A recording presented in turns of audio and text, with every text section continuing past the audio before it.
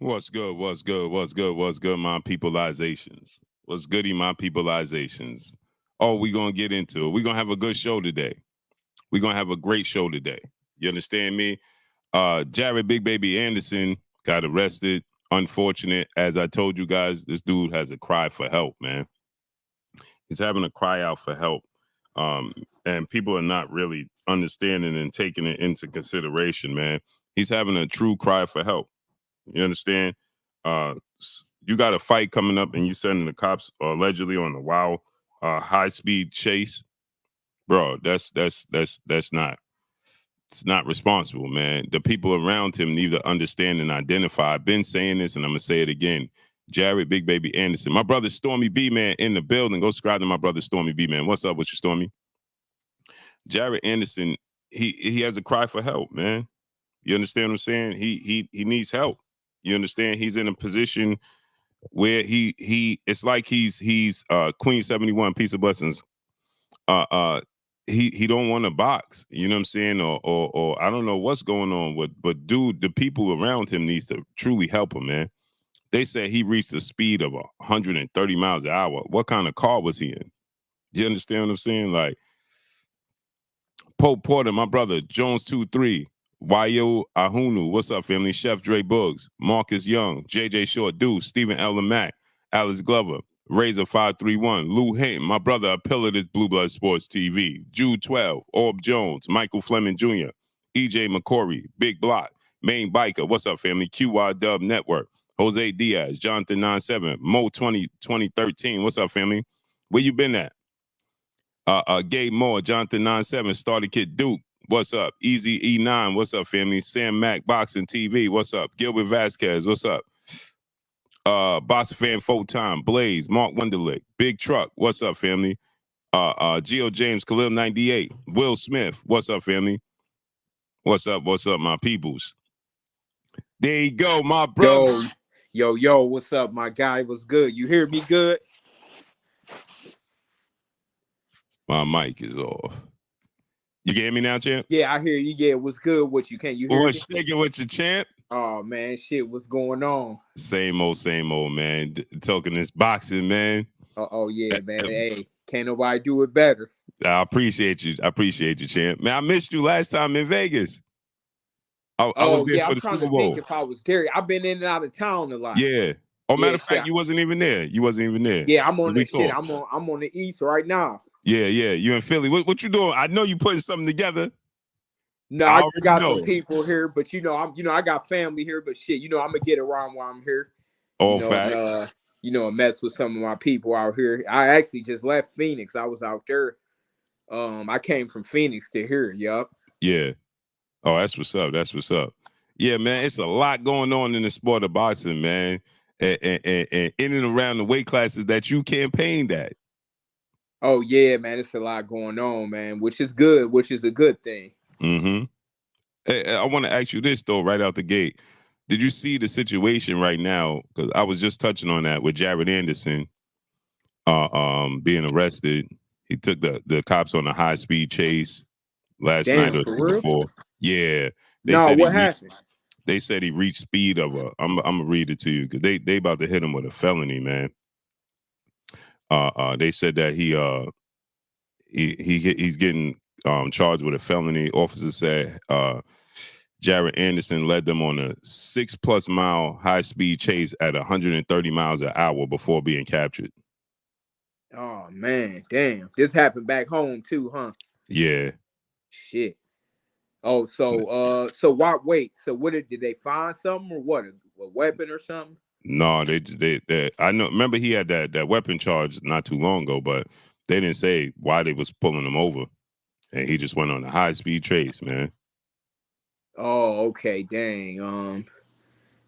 Shit, that's my guy. The future heavyweight champ. Shit, I hope he get the best outcome, but shit, I don't want to say you got to stay away from home because of course your family there and your people, but man, back there is nothing really to do. Like it's kind of, I ain't blaming that on nothing. I ain't even saying he did nothing wrong, but I mean he took him on the chase or whatever. But it's kind of like even the cops could pick with you there, like, cause like you stick out like a sore thumb. You know, everybody poor.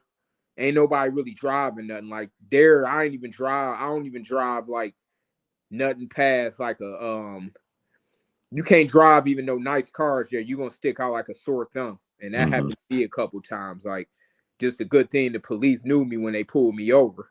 Mm-hmm. And they was fair, you know, but sometimes they pull you over just because. Like, and I was just driving the BMW. Right. So I don't know if that's what led, if he felt like he was gonna get harassed or what, you know. But you know, not blaming it on their side either. But you know, I just hope, you know, Jared Young, so you know, I'm sure it was a mistake. You know, I don't think that it was no ill intention, but I don't know. Sometimes dudes be a little leery of these cops nowadays. Yeah, that's another thing. You know what I mean? If you feel hesitant, you don't know Hey, why. they bored. I'm telling you, back there, it Yeah. ain't really, you know, like it ain't like a New York, LA, or even Houston. Like they could pick you out the bunch easy. Like, Right. you know, that's why when I'm there, I'm driving like a regular Chevy or something, like a just a regular normal car, nothing fancy or nothing. Yeah. So they don't spot you out. Yeah, they gonna spot you out, man. Even the regular people will. Everybody gonna be trying to follow you and find out where you live at and all that kind of stuff. Right. Salute to my brother Drew Titan LLC, brother in the super chat, dropping that Cinco on us in the building in super chat. I was just asking about Mickey Bay 20 minutes ago. Family of like minds think alike. Oh, okay. Well, what was you asking about, Drew? I can give you the answer. Facts, champ. Man, so we got a lot going on in boxing, man. A lot going on in boxing. Now, I just want to start with you. You are very familiar with Floyd Mayweather. You know, Yeah. close relationship with him, did business with him, personal relationship. You know, how was it being like with Floyd Mayweather? Because right now, I know you heard about this leaked sparring footage, and you know it Yeah. seemed to have come from Floyd. But just your personal experience with Floyd, and is this something you think he would do? All right. So you want to know both? You want to know my Yeah, personal experience as far as like how he is, like how it is being right, around him, or right. I ain't even gonna lie, man. For me, because I met Floyd, I was real young, and he was young at the time. So Floyd probably was about 23. I probably was about 16, 16 or 17, something like that. You know, Mm-hmm. Floyd about 7, 8 years older than me. So Right. about 8 years older than me. So I was young, maybe 16, 15, 16. He probably was about 23, 24. But man, I ain't even gonna lie. Like Floyd, he did a whole lot for me when I Mm-hmm. was young. The crazy thing is he might have did more than me before I signed than when I signed with him. Wow. But he a good dude, man. He just he don't. All right, I'm gonna give him a fair assessment, a genuine fair assessment. Like I think he skipped his childhood because his uncle. A lot of us fighters did, but his was different because you know his pops went to prison, so he moved out to Vegas with Roger. Roger was still on the tail end of his career while he was training Devin. So he saw, you know, he kind of skipped like a lot of them teenage years. He went to Vegas pretty early because his pops was locked up. And I think a certain mentality and expectation he got.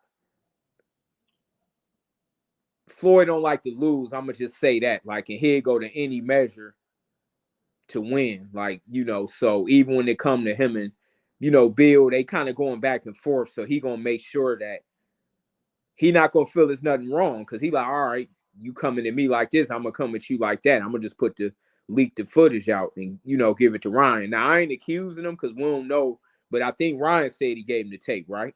Well, Ryan, what Ryan said is that it just putting two and two together. So Ryan said that he got in the car with him, and Yeah. once he got in the car, as soon as he got in the car, he said Floyd put the tape on, and he said it was just highlight films of Yup. Tank I cracking see. I dead. was there when the session happened, Mm-hmm. Mm-hmm. so I knew Floyd.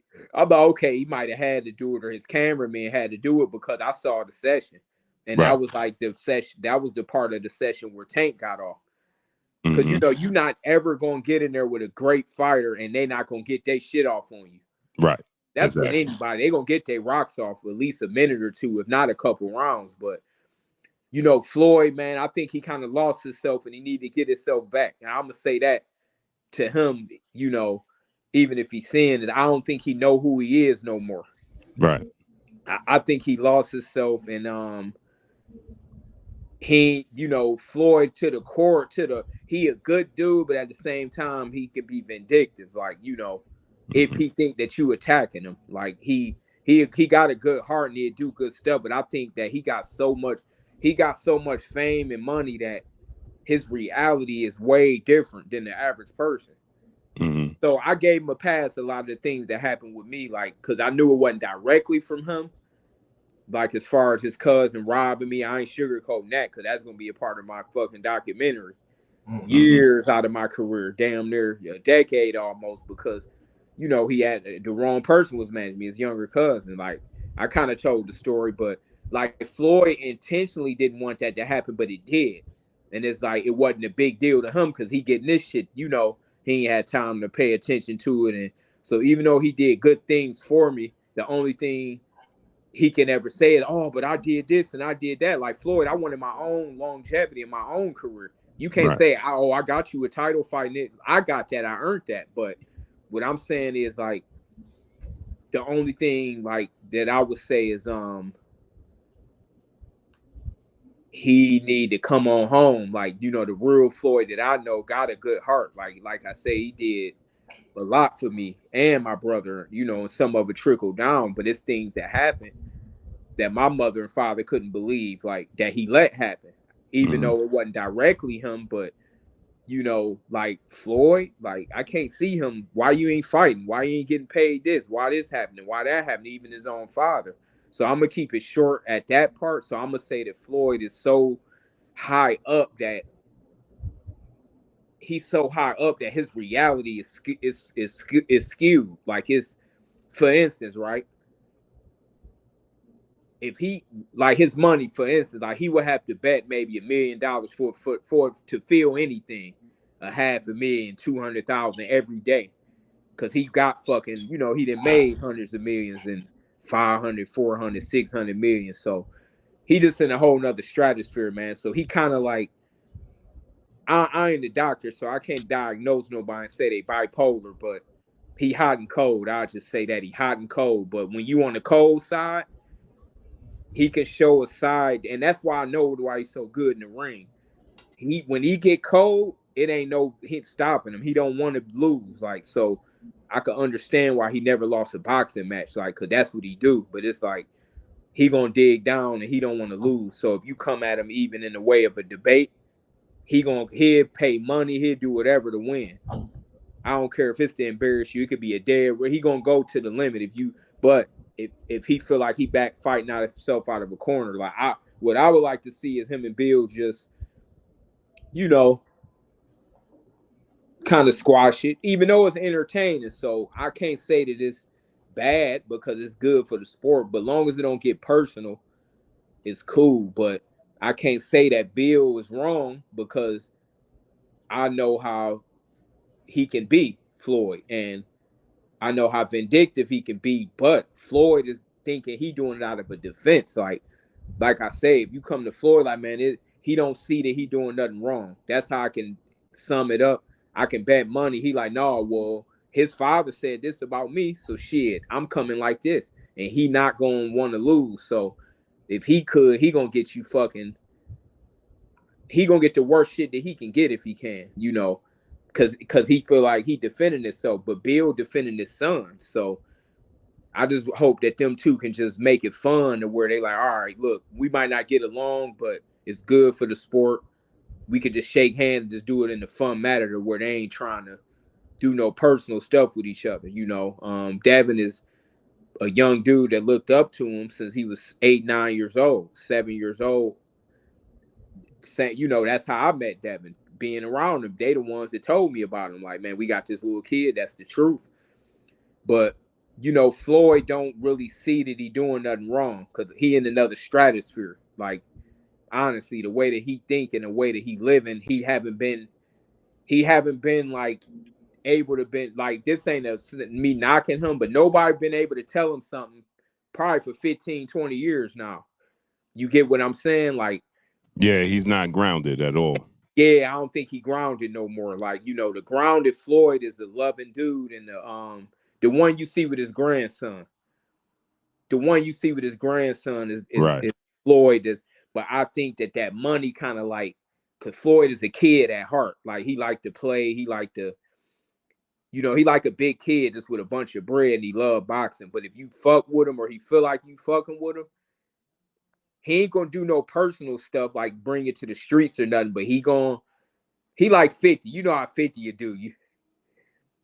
Yeah, he gonna throw you as much as possible. Yeah, but he just not as much of a jokester as 50, because you kind of know 50 playing, but Floyd don't like dudes. I think that he fighting himself out of corner, but he like, I'm knocking you the fuck out. He don't go light. He don't play light. Right. So I think that they both kind of got a misunderstanding. I think, but this is, on one hand, you got Devin, that's Bill's son, that's his baby boy. So it's like, by all means, which I can't blame him. And then Floyd, like, all right, you said this about me, you said that about me, you compared me to this guy or that guy. He don't sleep. Floyd is gonna go to the fucking limit, like, and then Bill gonna be like, all right, shit, you ain't coming to my son like this. So I just think they need to get a understanding and just have fun with it. But it ain't a game though when you fucking with somebody's son though. Right. Do you think it stemmed from, because it feel like to me it stemmed from Floyd thought that he was automatically, he assumed that Bill and Dev was going to sign with him, and that didn't happen, and he feel a certain kind of way about that. A little, but I'm gonna say this, man, and I'm gonna admit it, man. They made the right move, man. Look, I gotta salute Bill and what he doing with his son, what Devin doing, man. They made the right move. That was the right move to make, man. I like, the reason why I admire it, because I know, my goal is to cap out another year or two and make up some of the missed time. Of course, I ain't gonna be like I'd have been when I was younger. I'm still nasty. That's why they call me the time machine now. But I admire it because I'm like, damn, man, to have somebody that can orchestrate your career like that as a father. And I had to get like set on the shelf, and now I win the belt, I gotta vacate, all of this stuff, like, and I can't say nothing because you're gonna get ate alive. Like, you know what I mean? Like, even like I say, I explained it was a middle person, but it was too many hands in the pot. I couldn't say nothing. I couldn't even never, everybody in the circle, I could never say, man, I thought I was getting paid this and I get paid that. Then it's like, but it's weird because I know Floyd intentions wasn't bad for me, but he don't have time to attend to somebody else's business when he got business going on. That ain't, he does not the kind of guy to wear a lot of hats. So Bill made the right decision, and there's no way signing with Floyd he would be even 1/10 of where he at. I could promise you that. Because why did Tank leave? There's no way in hell. And I'm gonna give Floyd constructive criticism. He should be the top promoter in the game, as much as everybody look up to him. And they look, if you don't want a promoter be in the game, just don't be in it. Like, I understand he always try to link himself with Al, but Al is Al. PBC is Al. I'm talking about Mayweather Promotions, man. The kids love Floyd. I grew up, and was happy to sign with him. I left, I left Top Rank to go with him, which now I know was a bad decision. Not knocking or making no excuses, but I'm saying Floyd can be the man, and he should be. I just don't think it's in him. You got to be real selfless, and I don't think that would have been a good move for Devin or Bill, because why did Tank Davis get away? Right. And my thing is like this, right, Bay? And my brother, my co-host A-Side, yeah, right? What's up with you? Yeah. Good to see you. Salute, Micky. How you feeling, man? Good, yes, good. So Bay, you think now he built up, Tank to a superstar, but how much of credit you give him for doing that, and how much of it was just actually Tank's talent? And we forgetting about Al Heyman.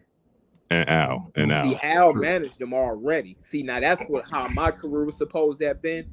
And I would have been Al was already managing Tank? Yeah, people don't understand that Al managed Tank since the beginning. And AB, he had him early on. I I don't know want to that. put words in his mouth, but it was early on. Like I'm gonna say, it was right at the beginning.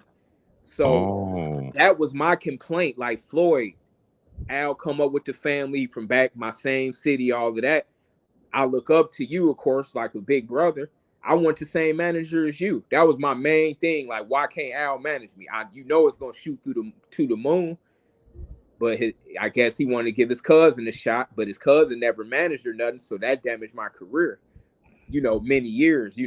No complaints, and not even like I say, I'm gonna give a fair assessment. I ain't gonna just be on here just to talk down on Floyd. It's just was real, was that, Right. Facts over feelings.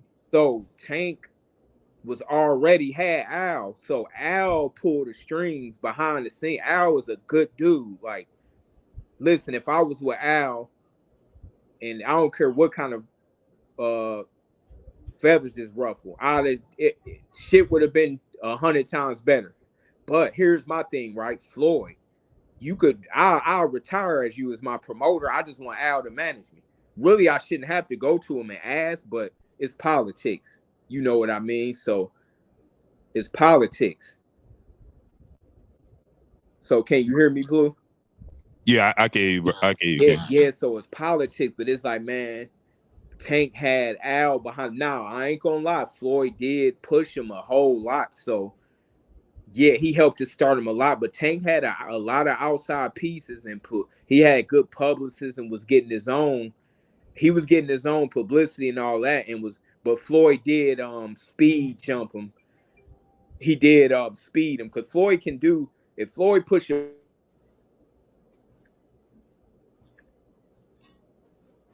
I think you got a call. You got a call or something, champ? Because you went out.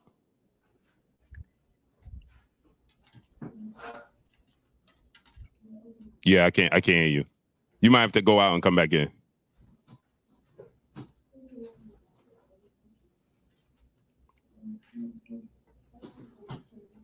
Yeah, he probably had to go out and come back in because he had a call and knocked it off. Yeah, Bay, go out and come back in because it's took your sound, yeah. So what's up, Blue? How you feeling, man? What's shaking with you, great brother? Hey, do me a favor, drop the link to your channel in the chat. Yeah, I did. Hold on, let me do it again. Oh gosh, let me see. I said we live. Let me see. Boom.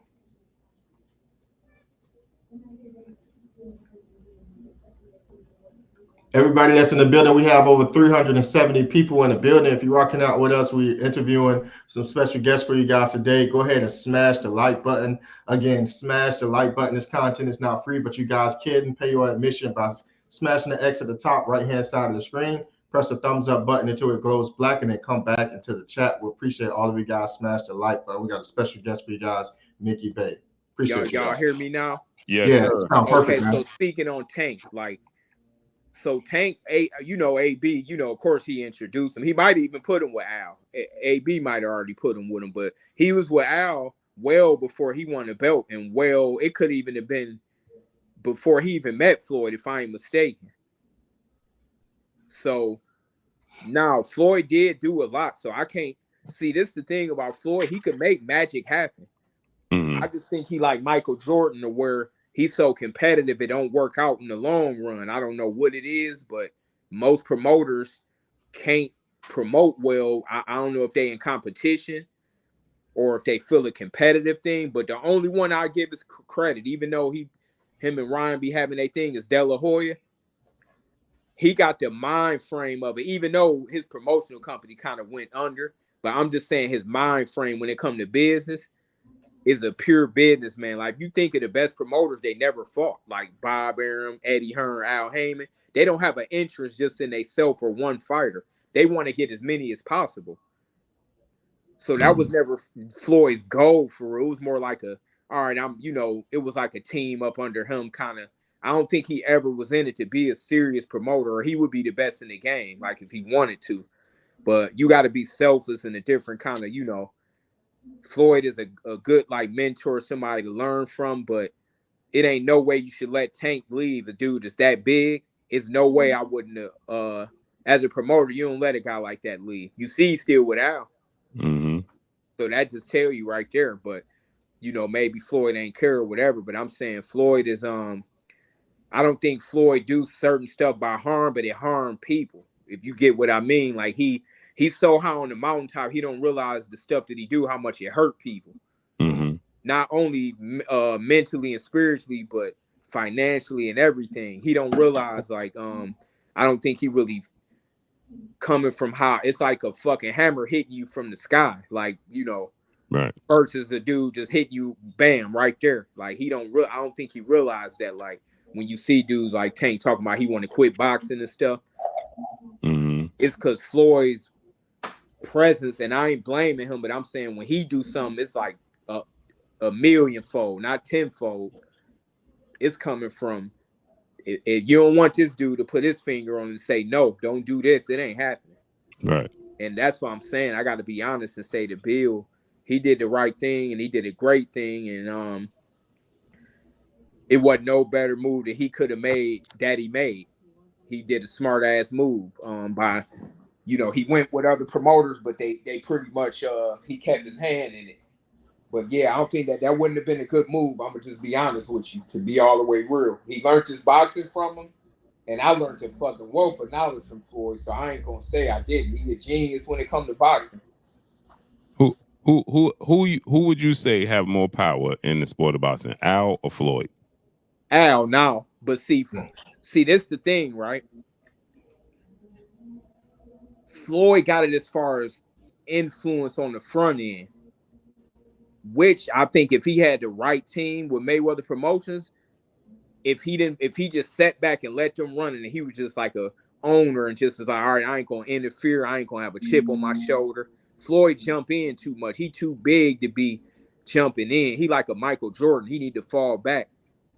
And just Al, see, you don't, not only do you not see him, Al won 300 champions and 300 superstars if he can, because he don't have an interest or he not in competition or thinking about nobody breaking his record.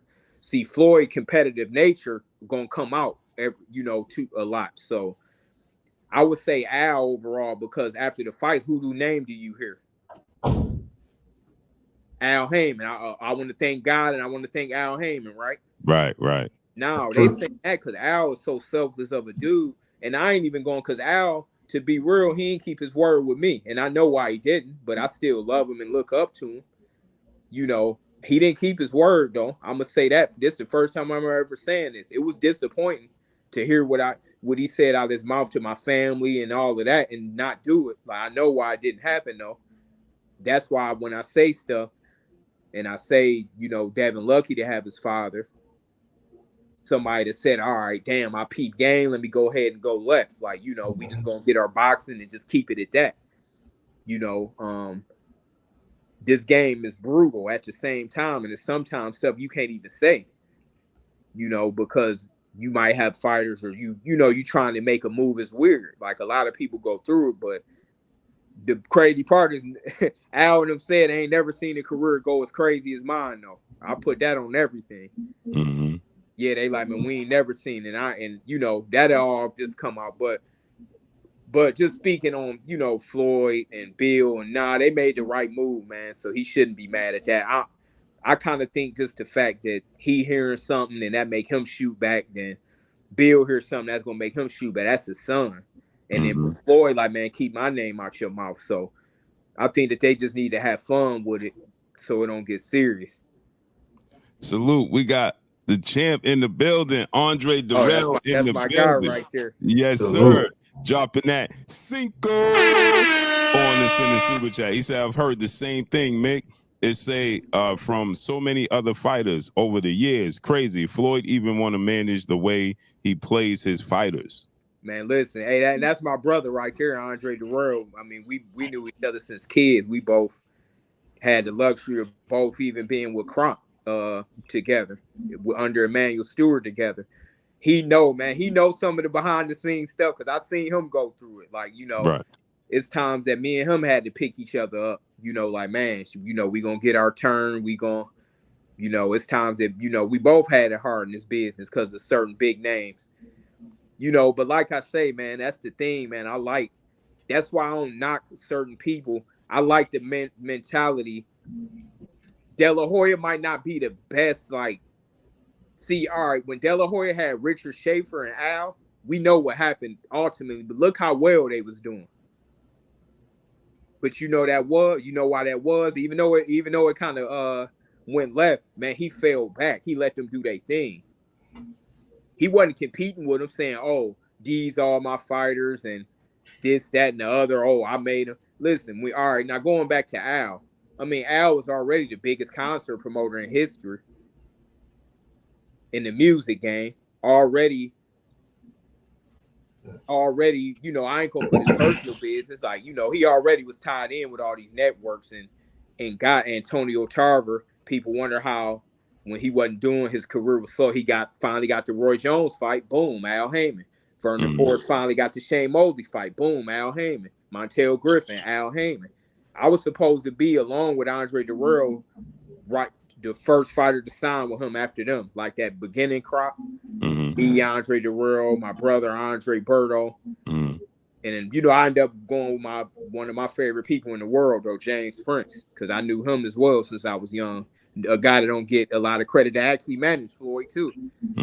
That managed Floyd. But Al was different because, and Dre even told me stories, and I was happy for him because he like, man, and I remember Dre words verbatim. He like, man, I don't know why Al do what he do, but this is what he just did. I'm like, God damn, this is what I'm like, I'm trying to, you know, like, I would have never left Floyd. I would have stayed with Floyd to the end, but it was just a lot of miscommunications. And once somebody on the outside can say one thing to know to ruffle his feathers, and he'll hold it damn near for life. That's the only thing, man. The dude to hold them grudges. And it's just constructive criticism. Like I say, Floyd it's a lot of good, but when it come to fucking competing against a person or in the ring, he gonna try to destroy you though. Now, champ, speaking on this sparring footage, right? Because it's a lot of different narratives when we seen this clip come out. Now, so many people was anticipating. Now, I already know you like my brother, so you know I already know, you know, so many things and so many people that was there. But we seen this clip come out, and it's just all Tank getting off. Devin not doing nothing. But what you say, you was there, right? From the beginning to end, you know everybody involved. What, based off of that clip that we saw, does that give us any indication of what actually took place? As a part of it, because this is what you got to think of. What did they only spar? 2 minutes? Ain't nobody, Blue, you can get in there and go more than that. Right. Both of y'all can. So, me too. So what y'all trying to say? The sparring session was, how long was that clip?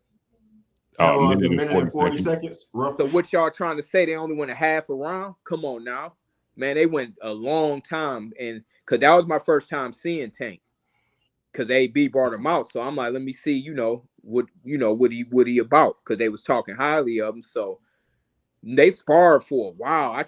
They had at least been 20-30 minutes or 8 rounds, 6 rounds. It was a long time, but I was there, and Devin did get the better of the whole session. Like, dude got his shit off, but everything he did was what you saw, or it would have been more clips. So yeah, on that assault, he Tank Davis. That's what I was saying. Ain't nobody in the world getting in the ring without Tank, without him getting his rocks off. Right. And I said that to Devin even when he fought Lomachenko. Like, man, listen, he gonna get his rocks off. Like, don't even worry about it. When he a great fighter. A great fighter ain't letting nobody get out the ring without them putting their hands on him. Right. But Devin, I mean, his father got handed the money. That just tell you everything right there. But to Tank credit, I never heard him say he did this, he did that. He might have defended himself, but he not the one coming out saying, oh, this. So I had to, correct myself now on here, because I was on another podcast, and I really got to think and give Tank a little credit, because he kind of quiet on a lot of matters that people bring him into. So I got to kind of give him that, because I ain't hear him going around bragging like, oh, I did this and that to Devin, and people throw his name in the pot, and then it kind of gets stirred up, and he gonna have to come out fighting. But I don't think I ever heard him say. He might have maybe once or twice if somebody asked, but he he didn't go around trying to get the tape and put it out and do that. So well, it got to a point where he was saying that he was asking Floyd for the tape to put it out there, but Floyd wouldn't give it to him, so he blocked him. Oh, okay, yeah, and you know, I know their relationship is rocky, but you know, Devin and Tank is just carrying it like fighters. You know, they but it ain't nothing wrong with, you know, what Bill and Floyd is doing, but I just think that the intentions behind it shouldn't be. Floyd is a legend. He, you know, he the GOAT of our era, so he should want to see Devin do good. And I don't care, do it with the intentions and the actions. You could say something all day. You could say, "Oh, I want all these young fighters to do this and that." Now, just because you're saying it, don't mean that, you know. We want to see it with the actions back behind it. Like the Tank don't got to say that he ready to retire and, you know, he getting treated this way or that way, or Devin feeling like, man, I thought, you know, he look up, you know, these cats, we all look up to Floyd, like, you know, so but we gotta speak up. Like, people gotta speak up. We ain't gonna just sit back, you know, they ain't gonna sit back and just let you do what you want to do. But I'm saying we respect Floyd, and I respect him like a, you know, the older brother. You don't to a sense, you don't undermine him to a sense, but it's like, if we showed you respect, like Devin always showed him respect. He never disrespected him. Devin Haney didn't. His dad is a promoter, so his job is to promote the fight. The same way Floyd did. Shit, I'm sure Bill will admit that he learned a lot from Floyd. A lot of the blueprint they're using is a big portion of it is Floyd. So my thing is, long as you know it's a little cat that came up under your father, that brought him up and trained him, and he been up under you, I would just be glad that it's a kind of, I look at it like olive branch. Like, damn, I got another root growing off my tree. But I don't think he see it like that. I don't know if he worried that people gonna pass his record, but he's so high on the mountain that's damn near hard to even attain. But who cares if somebody does, is my thing. Like, you Floyd Mayweather, like, we see you as different than you might think people see you, but we looking up to you, like they looking up to you. But when you stump on them, sometimes it's kind of like, you know, I don't think it's even intentionally all the time. Cause like I say, like a big kid, he a good dude, but it's like Floyd big enough to where he could almost snap his finger and then just like, all right, hey, listen, he ain't got to stoop down to these younger dudes' level. You know, he can almost be like, man, listen, he Floyd Mayweather. That's like Michael Jordan. He ain't going back and forth with LeBron. None of them. Like, you know, he gonna let the people talk and do this and that. So now they opened the door. The door is open now because you didn't, you know, now what can you expect from Bill and them to do now that footage can't? Now, if you put the whole tape out, it would have been different. The whole footage, 1 minute and 40 seconds. Now, not even saying he put it out, but I know it's taped in his gym and nobody's allowed to tape but his people. So either it was one of your cameramen that got paid, it was somebody on that side, no matter what, because they can't nobody tape in there. Right. But Devin is Bill is Devin's dad, so by any means necessary, he got a right to defend him. Now, from your experience in being there, because this is what everybody wants to know. How did it end? All right, this is what I vaguely remember. I vaguely remember it getting wild. Like, you know, everybody jumping in the ring, they kind of getting tangled up. Like, this what, you know, Bill probably could remember for sure, but I don't know if they kept going after that, because see, on the footage when AB jumped in, I remember everybody else jumping in and then shit happened and they kept boxing. Either that or when everybody jumped in, it stopped, and then maybe that's when Bill got his money. See, on that footage, when they stopped it, more shit went on. So either they kept boxing after that or everybody got in there and told AB to move out the way, like let him keep boxing. But it did get kind of wild where everybody kind of had commotion and then they kind of calmed it down. But all I know is that I'm hearing that Tank won the first session, but Devin won overall. It's sparring, so I don't declare, you know, but I'm saying he won the majority of that session. So that little assault that they put up, I remember that. But that's why I was impressed with Tank, because I'm Devin usually is you ain't even gonna get that off on him. But I'm like, okay, I know Tank is the real deal just to get that shit off that he got off on him. But like I say, that I'm sure that all the clips you saw is everything that he done. So I know Devin kind of was outboxing him, like most of the whole session. And then I remember Tank being a stronger, older guy, so but man, hey, they need to go ahead and fight now. This shit about to blow up. That's what I said. Now it did. You know what I'm saying? The promotion for it. Oh man, ain't no better promote. Listen, you know what? Damn, did I say this shit? Yeah. Man, I've been saying, man, go ahead and put the damn tape out for Floyd or somebody, because but see, the thing is it's not in his interest, because Floyd is a competitor. So the thing is this: y'all ain't with me. I'm not blowing y'all up past me, and y'all ain't with me. See, now if they wasn't going back and forth, maybe that wouldn't have came out. Maybe it was out of spite. I mean, we ain't 5 years old, so we ain't gonna pander to him just because he Floyd Mayweather. I ain't gonna fake and act like he didn't do it on purpose. He did it on purpose. Or you had somebody do it. See, this is the thing. People think just because they got more money than everybody that nobody can call them out when they wrong. Right. Everybody wrong sometime, but like just because you got more money, you the GOAT of this era and all of that. Like, man, listen, you did what you did, and you had bad intentions behind it. It wasn't. What else was it? Right. Even though it don't hurt him to do that. But I'm saying it don't hurt Devin and them physically, but to edit just the part that Tank had was vindictive, though, to me. But like I say, that's how Floyd play. And can I knock Floyd? I'm gonna be totally honest with you. No. And I love Devin and them. Like I'm rocking with them to the wheels fall off. And I love Floyd, but I don't like him right now. So that's how I can say it with him. I love him, but I don't really like him because he know why. But so the thing is, the thing to me is like, why not put the whole thing out? Right, and that's what I'm saying. It's purposely. Well, we know that because, like you said, we grown men. You can see it's doctored.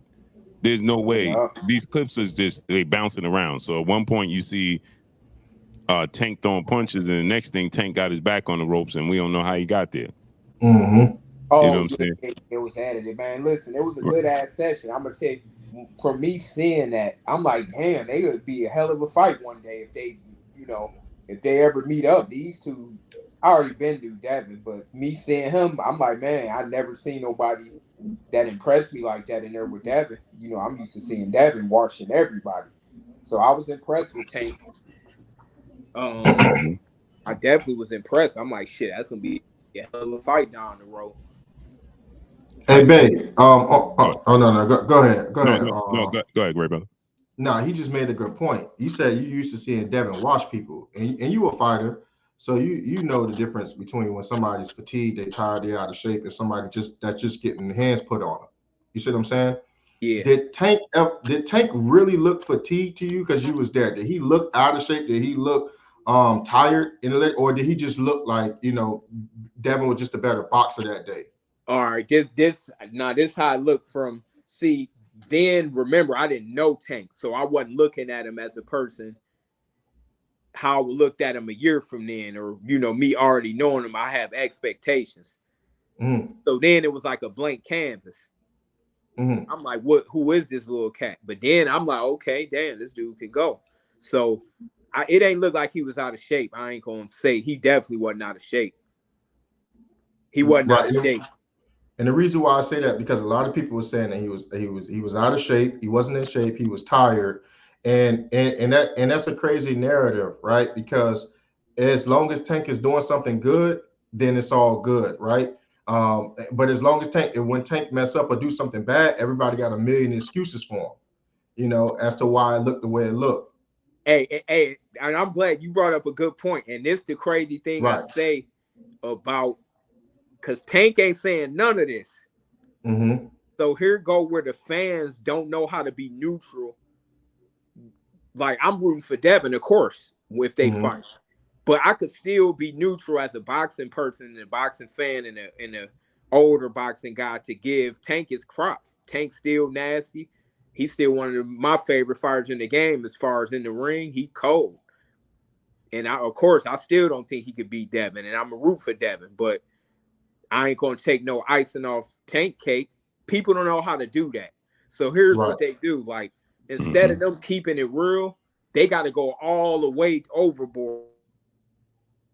Way overboard. Can y'all hear me? Yeah. Damn. Yeah. Shit. You good? We can hear you. Nah, we can hear you. I don't think you can hear us. I don't think he can hear us. Yeah. Oh, you my bad. Y'all got me again. Yeah. My fault. Nah, Somebody call me. All right. So here's what people do, right? And this is what people. Hold on one second, babe. Hold on one second, babe. Let me get the super chat so people can see your name. Right, okay. My brother 4K nephew in the building in the super chat. He said, "Well put, champ. Shout out, Unc and bro. Work. Salute to nephew 4K in the building. Appreciate you, nephew." Go ahead, babe. All right, so here go the thing, right? People don't know how to just say, "All right, I'm riding with Tank. Tank can beat Devin. I think he can beat him," and then tell the truth when Devin is right. See, they got to go all the way 100% Tank or 100% Devin. That's what people got to stop doing. Like, it is what it is. Like, I'm only reciting the actions that took place. Right. I ain't making up a story. What I saw. My mouth is reciting it. So Devin got the better of the session. Tank looked good. Like, you can't put that assault that he put out on that 1 minute 40 seconds out of shape. Listen, that was a good fucking flurry. I'm sure. Listen, Devin is a student. Devin probably was like, man, he got his little shit off. That was cool. You cannot be out of shape and do that for 30 seconds. Trust me. That shit was sharp, hot, hard. You ain't doing all of that shit. Believe me, out of shape. He wasn't out of shape. But he never, I don't know if he said that, though. It might have been other people saying it. Well, Adrian Broner said it, then Coach Calvin said it. Nah, he wasn't out of shape. No way. You can't do that shit out of shape. But then he way older than Devin at the time. He's 5 years older than him now, I think. So I think Devin might have been 16. He probably was 21. That's a huge age gap in any sport. Any sport. So yeah, Devin got the better of him in the session, man. And the way even Nate Jones and everybody else said it, but you can tell it'd be a hell of a fight though, like they made for each other, like a Sugar Ray Leonard versus Tommy Hearns like type fight, like a to where like if somebody say Tank can beat him, I can't argue with him tooth and nail because Tank is a fucking beast. My opinion is Devin to win. Right. Like, I ain't gonna go and try to convince somebody to death that Tank can't fight or none of that, because Tank is a fucking monster. I ain't gonna sit up here and lie and have no dude thinking that he got way more than punching power too. He got speed, he can counter good, he got good timing, he got pretty good defense. Tank is a great fighter. Like, I'm talking about he's a real good fighter. Like, but I still think Devin will beat him. Right. No, go ahead, Blue. You had a question? Yeah, I forgot what I was getting ready to ask. Nah, it's cool.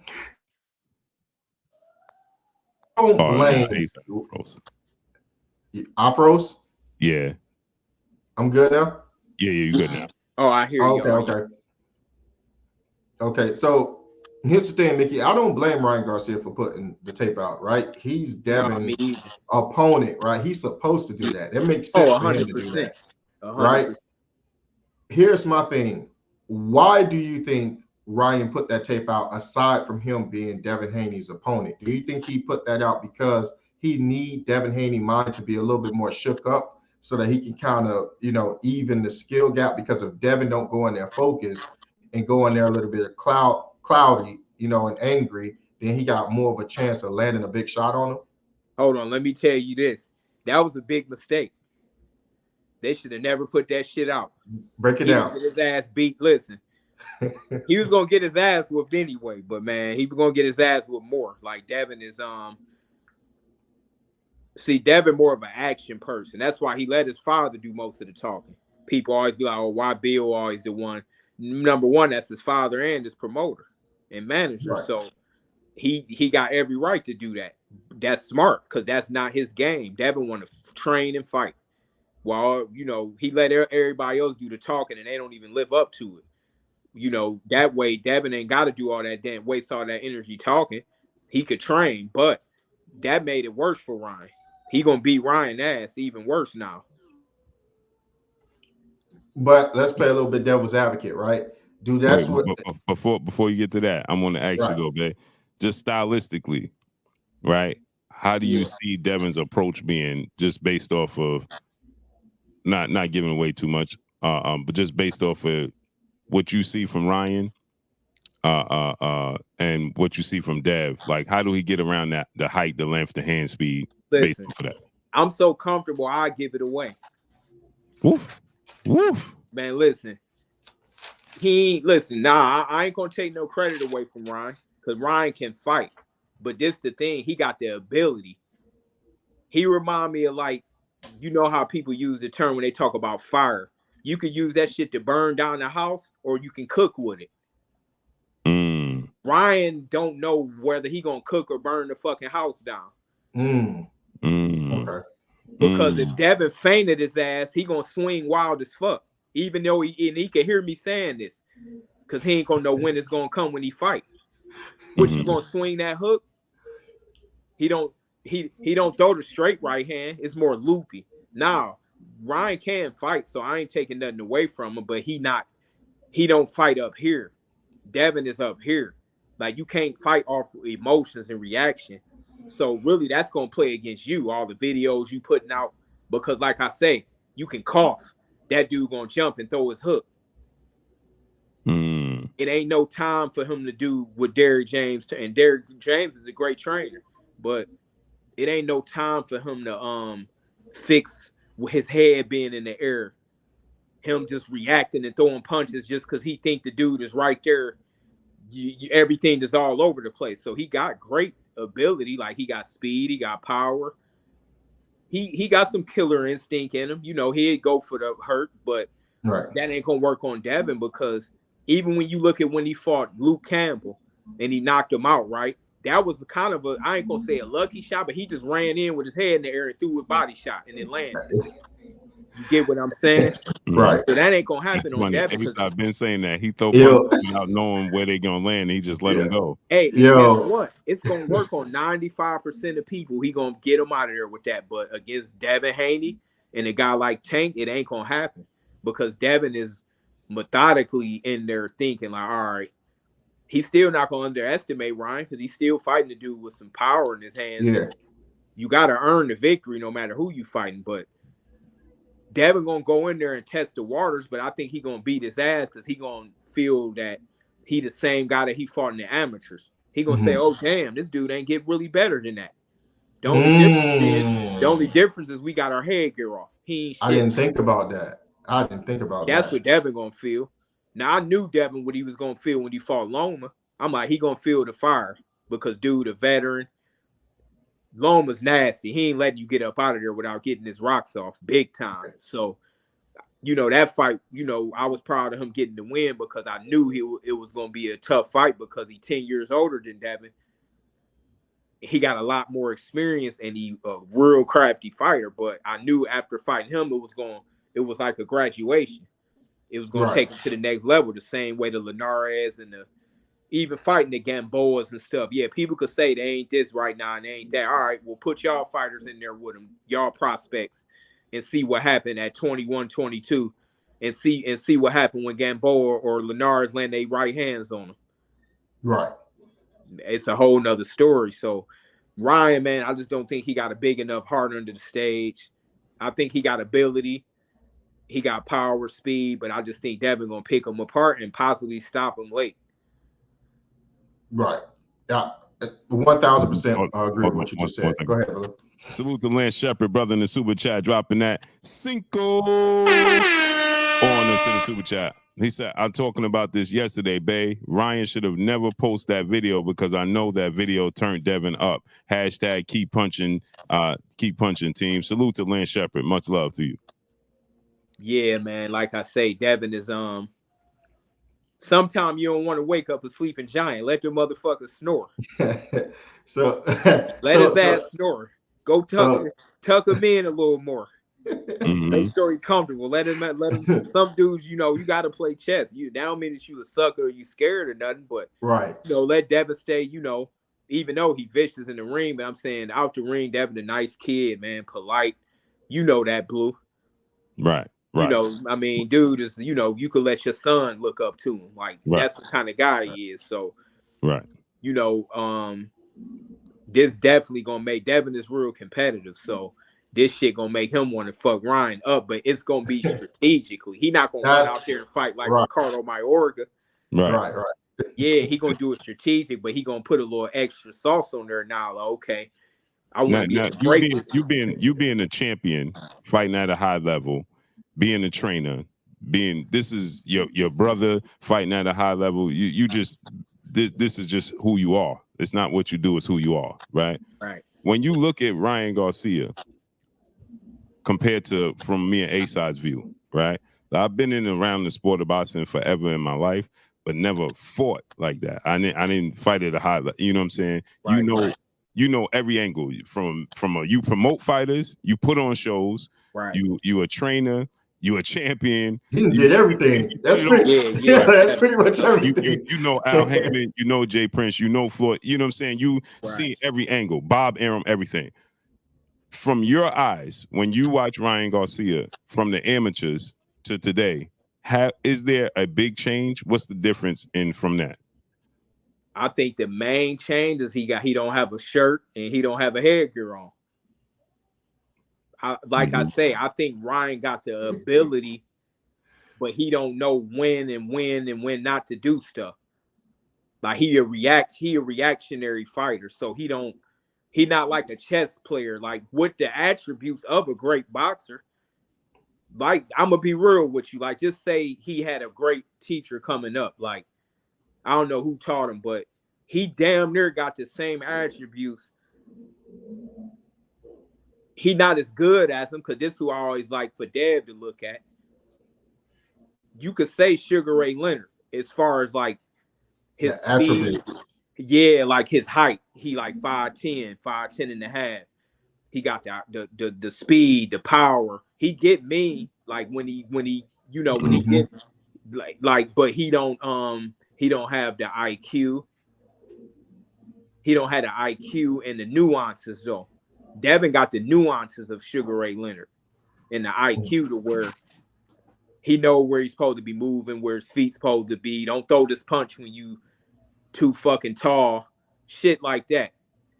And I could say this because Ryan ain't gonna be able to fix it that soon. I'm sure Derek doing this job, but dude's gonna revert back to what they're gonna revert back to, because he to me, Ryan don't seem hungry like that as a fighter. He more seem like an actor, like a like he could be damn near like a fucking George Clooney or something.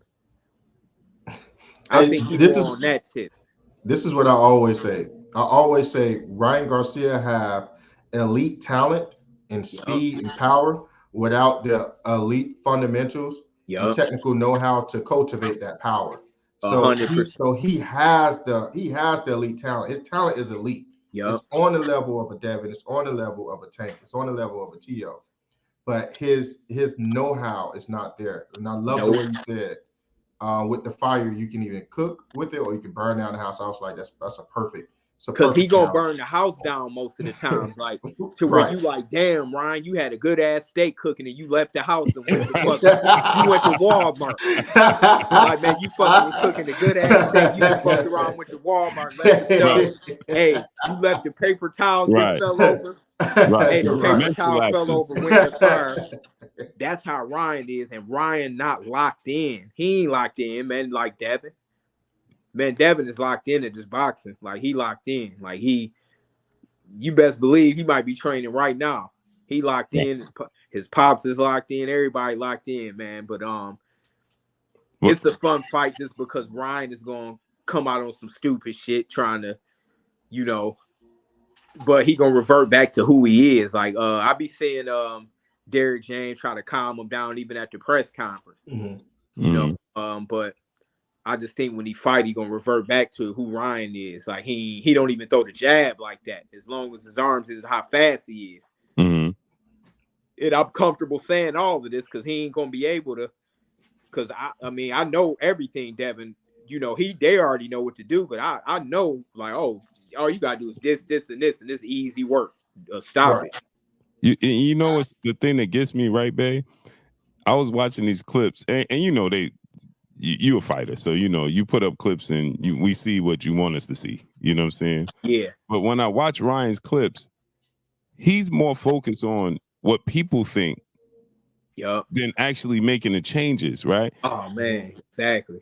So I was watching him. He was talking about throwing his right hand and how he made an adjustment, and he was saying, I ain't got no right hand, bang. I ain't got no right hand, right, bang. And he's working with Derrick.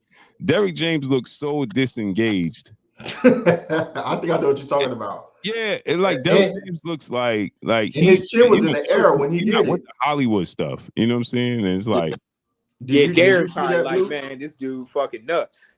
Yeah. Derrick started laughing. He just like, bro, what's going on here? Like, I think I know what you're talking about. And you look at his chin, it was in the air when he throw. He naturally do. It's something that you said, Mickey, that I agree with all the time. You don't think he threw that and purposefully landed the way he landed. I say this all the time. Ryan got accidental precision. It's accidental. His instinct is so like if you flinch on him, like you said, he just throw it. But he will hit you where you need to be hit, right on the chin in order to go down. And you can tell he's not doing this on purpose. He's not setting it up.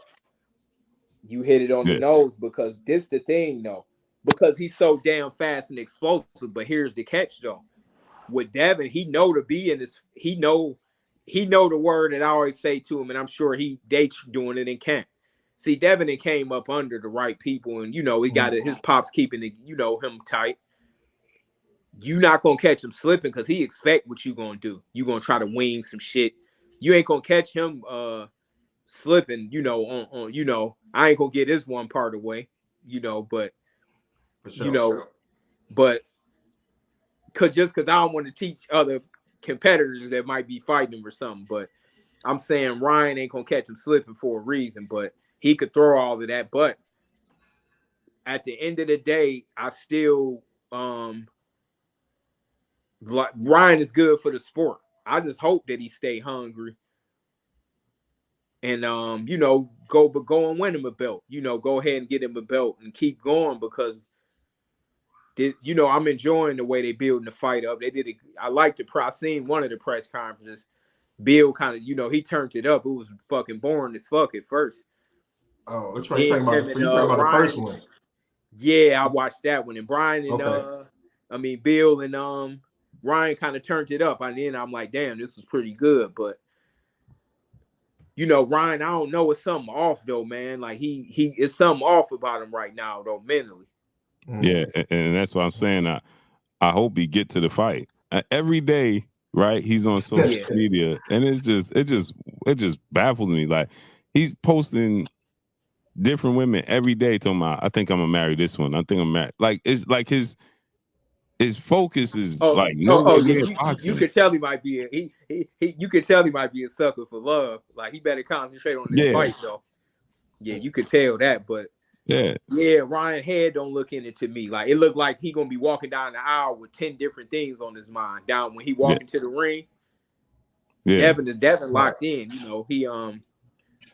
Devin been dreaming of this since he was a kid, and he there now. This is his big opportunity. Like he didn't already got his hardest fight out the way. Like I said, when he fought Loma, I told him, like, you ain't getting another fight. You only gonna have 1 or 2 more like that in your whole career. I can guarantee you that. And the reason why is because if not, that might be his hardest fight because the age he fought him at and the age you fought him at, he was at his very best. He at the peak of manhood and athleticism, like in that's a dangerous fighter right there. People, this ain't like the old days when cats got over 30. Now when cats around at 34 to 36 is dangerous. Like look at Crawford, #1 pound for pound, 36. I'm telling you, when dudes right there, it get dangerous because they know it's the end. but they still powerful. They at the peak strength. Devin only inching into his, so he ain't even there yet. He about probably 50% of what he gonna be. Mm-hmm. So he fought him at a time where he was just growing as a puppy, kind of like a fucking pit bull, like a high IQ. But I'm saying compared to Loma, like imagine Devin 10 years from now. If you think of what I'm saying, just imagine that. Mm-hmm. Imagine him 3 years from now. So he ain't gonna have another fight that hard. It's gonna take a lot. It's gonna have to be like Tank or Shakur. I don't see nobody else in boxing challenging him other than them two. Okay, so a lot of people is bringing up Sabril Matisse. Hold on one second. Let me get these super chats.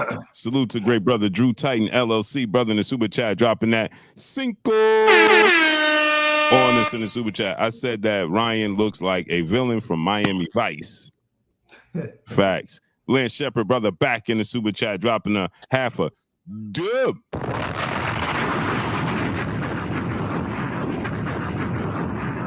On this in the super chat, he said, me and my partners was talking about Ryan yesterday. The way he moving outside the ring, I ain't gonna be surprised if he pull out the fight. Hashtag keep punching. But hold on, here's all the catch though, right? Are you gonna walk away from that big 8-figure payday? Yeah, right. I don't think so. Man, listen, man, y'all can tell me it's the casket and the funeral setup the next day if I fight. And I'm fighting. I'm gonna say, hey, Blue, man, listen, here go 10, 20 band, man. Just celebrate for me. Yeah. I see y'all in heaven. I see y'all in heaven. Like, man, listen. That's a man's thought process, right? Like, man, if the number's big enough, boy, your family. I honestly do think he's gonna get cold feet and he's gonna be probably more nervous than the Tank fight. And why you feel like that was gonna be the case? But now, what you say? Why you feel like that was gonna be the case? Okay, because I feel that way too. It's almost like, I always say this, right, babe? Just to attest to what you're saying. It's different when you don't have an excuse. I felt like when he fought Tank, he had a built-in excuse, and he went in with not that much pressure because I'm weight drained. I could say I'm weight drained. I could say, you know what I'm saying, so many different things. In this case, you're supposed to be at your best against somebody that, you know what I'm saying. I just feel like that there's, he don't have the same scapegoats with Devin that he did with Tank. No, exactly. So here's my thing. Now, it's the difference between nervous and scared. Every fighter should be nervous because that's your defense mechanism. Mm. Anytime I win the fight with no nerves, I ain't fight good. Mm. You don't fight good. That's with anything. If y'all, I'm sure y'all know that if you playing, if y'all play basketball or football, keep you sharp. That keeps you sharp, and that's your subconscious telling you, to have your awareness high. You want to have high awareness in the ring. So being nervous is translated to now.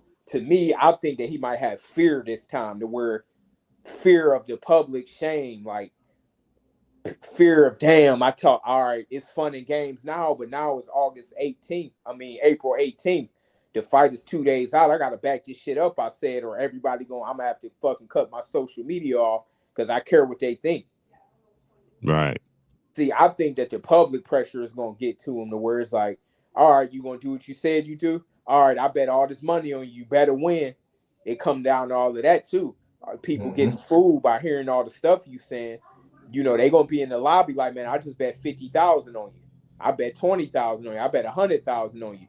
Watch, you gonna see some entertainers saying they didn't bet $1 million on him. That's when I think he gonna fold and be like, oh shit, I didn't realize how real I ain't think about this fight week. Oh, it's fun and games now because it's only March 2nd, right? Mm-hmm. Believe me, that fight week is when them, nerves. And I'm gonna be there. And hey, Blue, you gotta take me back to Harlem, man. I love Harlem. For sure. And that restaurant, so we got to go to Harlem too. Yes, sir. Hey, fun fact, not to change the subject, but man, me and Bay got caught out there in the cold because I had the slingshot. It was hot during the daytime. We was riding in the daytime. We went at nighttime, boy.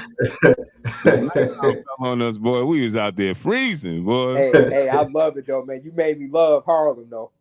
Oh man, that's what's up. Yeah, we was lit, right? Yeah, man. I'm like, damn, I can't wait to come out there for Dead Fight just to go back to Harlem. But I like the whole New York, but Harlem just got that. It's just got that feel to it, like Right. that. What's the difference? What's the difference with Harlem? So Harlem has the tradition. You know, all the blacks from migrated from the South, and the first place they went to was Harlem. You know what I'm saying? The other boroughs was predominantly Italians and stuff like that.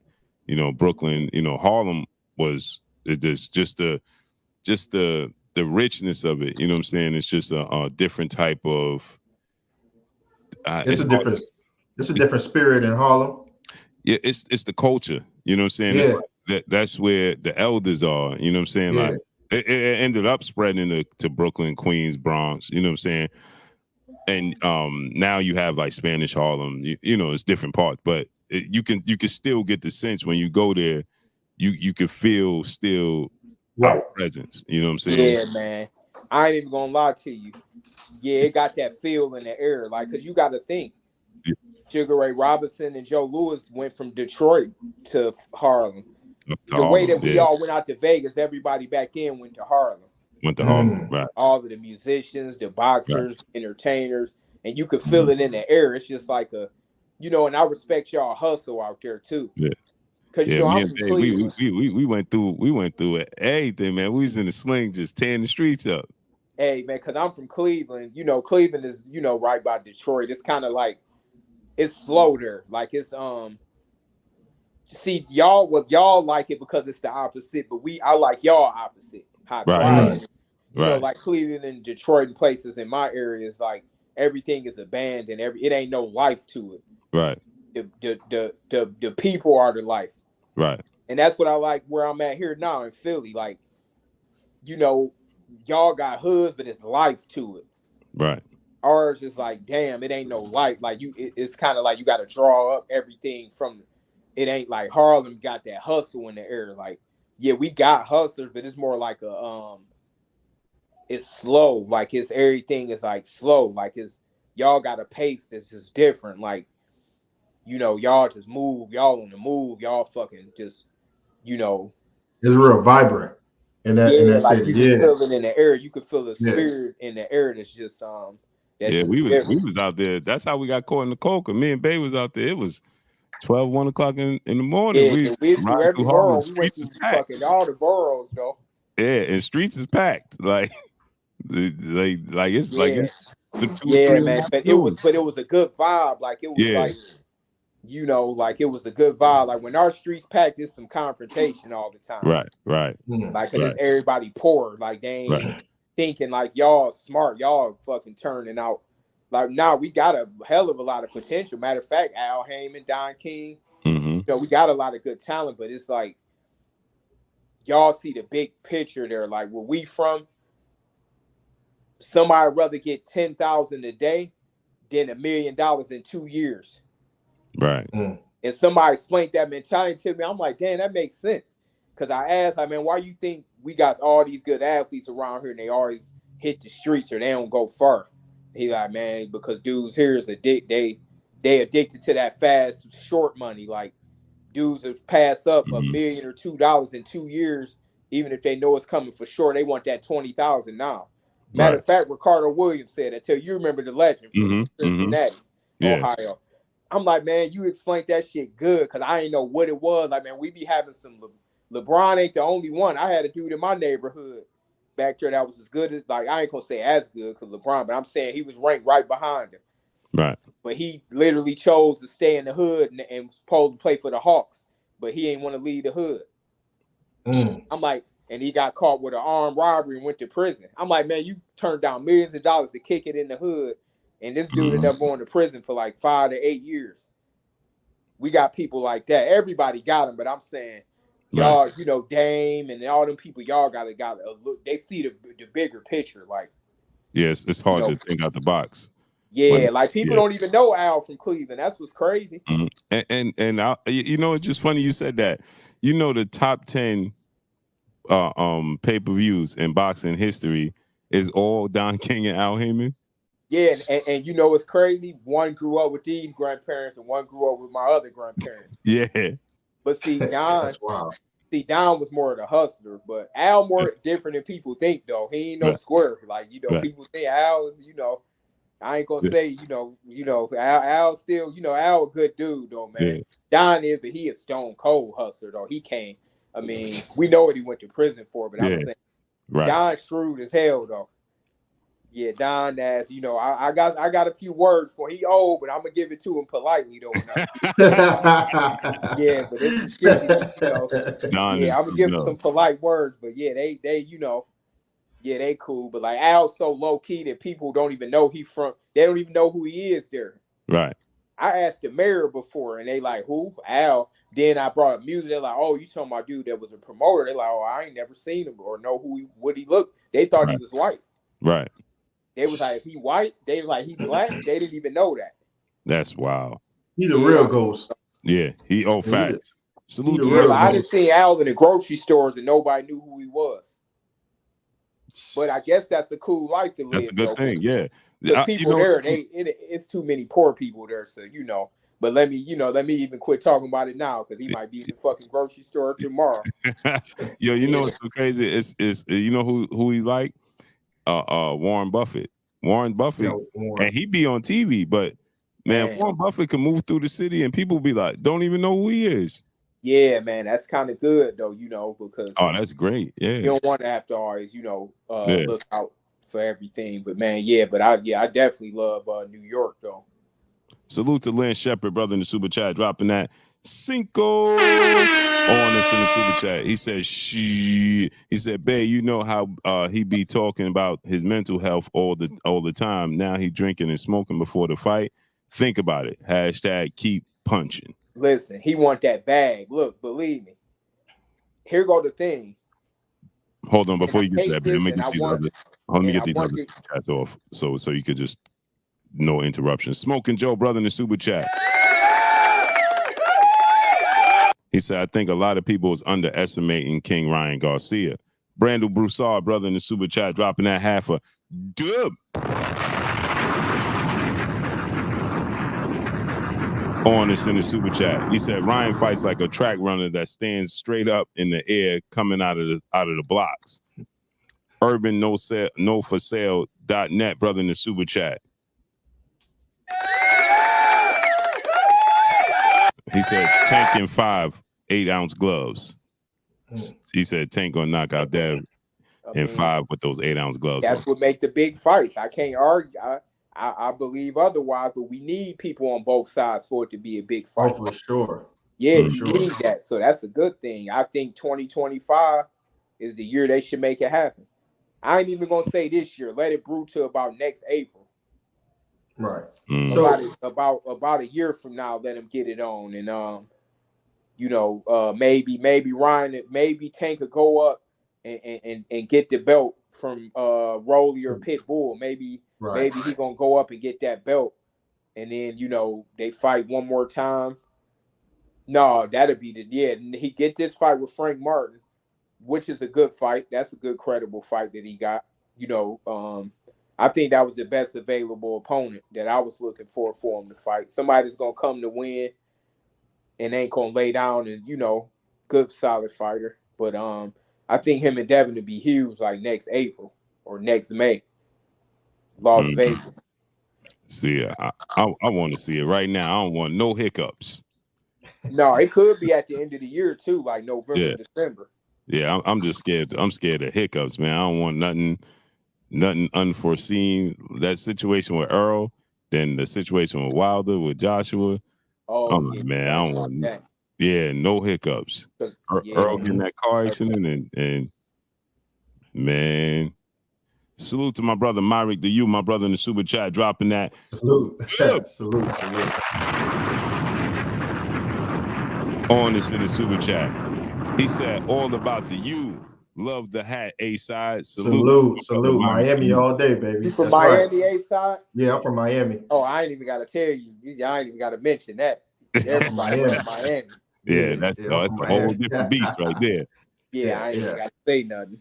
Nah, but I can't wait to experience New York though. With my brother Blue, man, I can't wait to experience that. Oh yeah, man. We going, man. Hey, they tell you we turn up. Yeah, that damn In New York. restaurant, man. What was it, Oh, Sylvia's? Sylvia's. Yeah, Oh Sylvia's. yeah, y'all gotta go back there, man. I Yeah. couldn't stop fucking eating. Yeah, Yo, we went there. Yeah, A-Side gonna love Sylvia's, man. Hey, we went there. Me and Peebo, we went like a month ago. Oh, y'all did? Oh, Yeah. okay. You definitely gotta get what back. they got out there, Blue? Sylvia's, it's an iconic black Southern restaurant. That's it. You stop right there. And he said that's it. Yeah, soul food. Yeah. but A-Side, the food is like, bro, they got cake. Man, it's ridiculous, bro. Man, I Hey, you know what's left there feeling funny? like Professor Clump. You know what's funny? You know what's funny, babe? I don't think I ever told Bill this when he was on, but from the side from where I'm at in Miami, we're right across. Okay, so you know how Bill is from the Bay, but they right across from the Bay, right from Oakland, but the Bay is right there, and then they call it town business. Yeah. Right.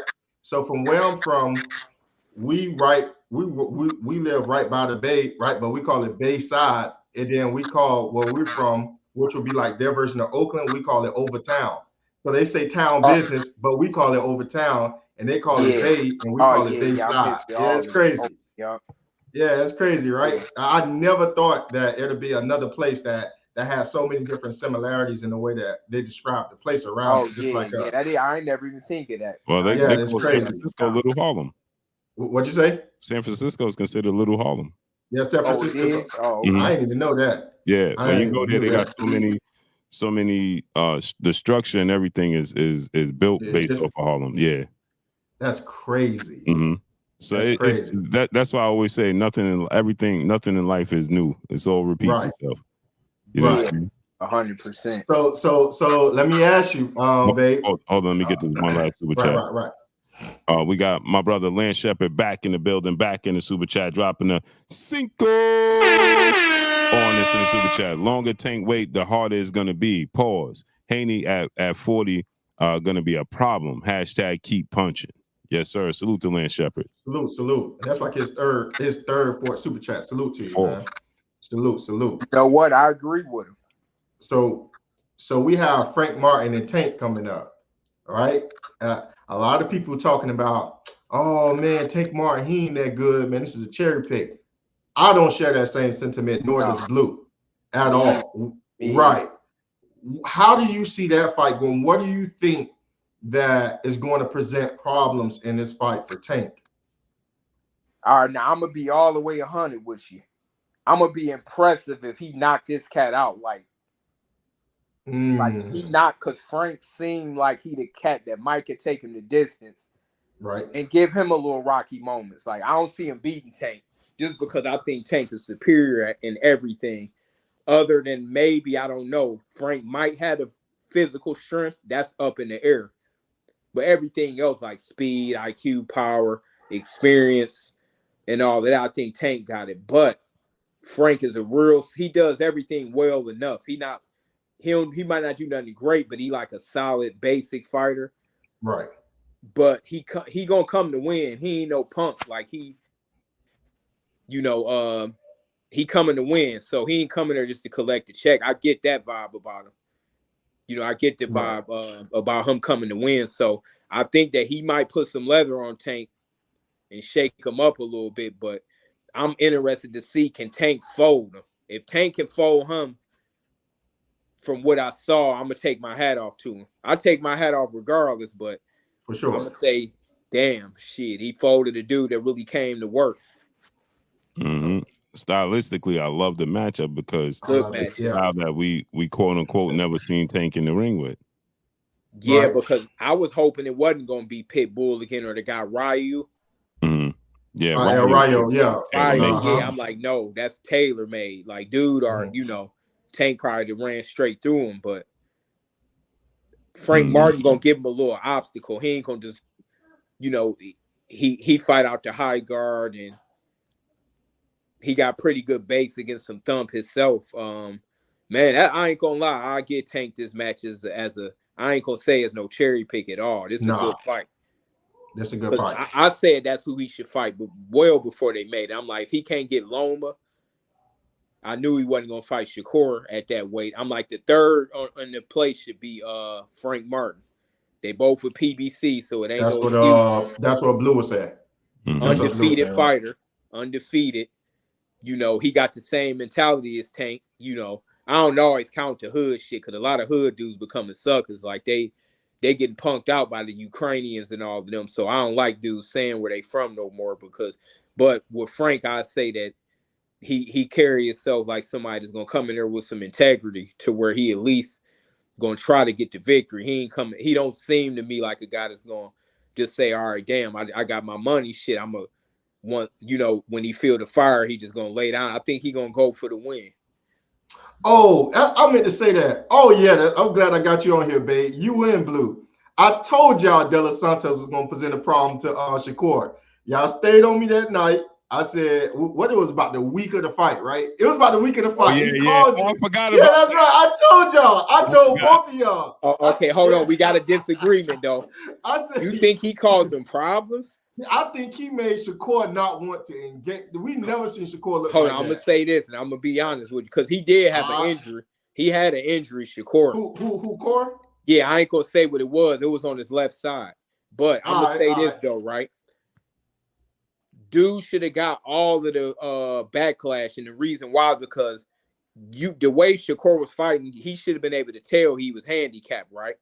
Whether You it was said De Los Santos should have got the backlash. Whether it was for his power or not, you didn't come at this guy and try to take it from him.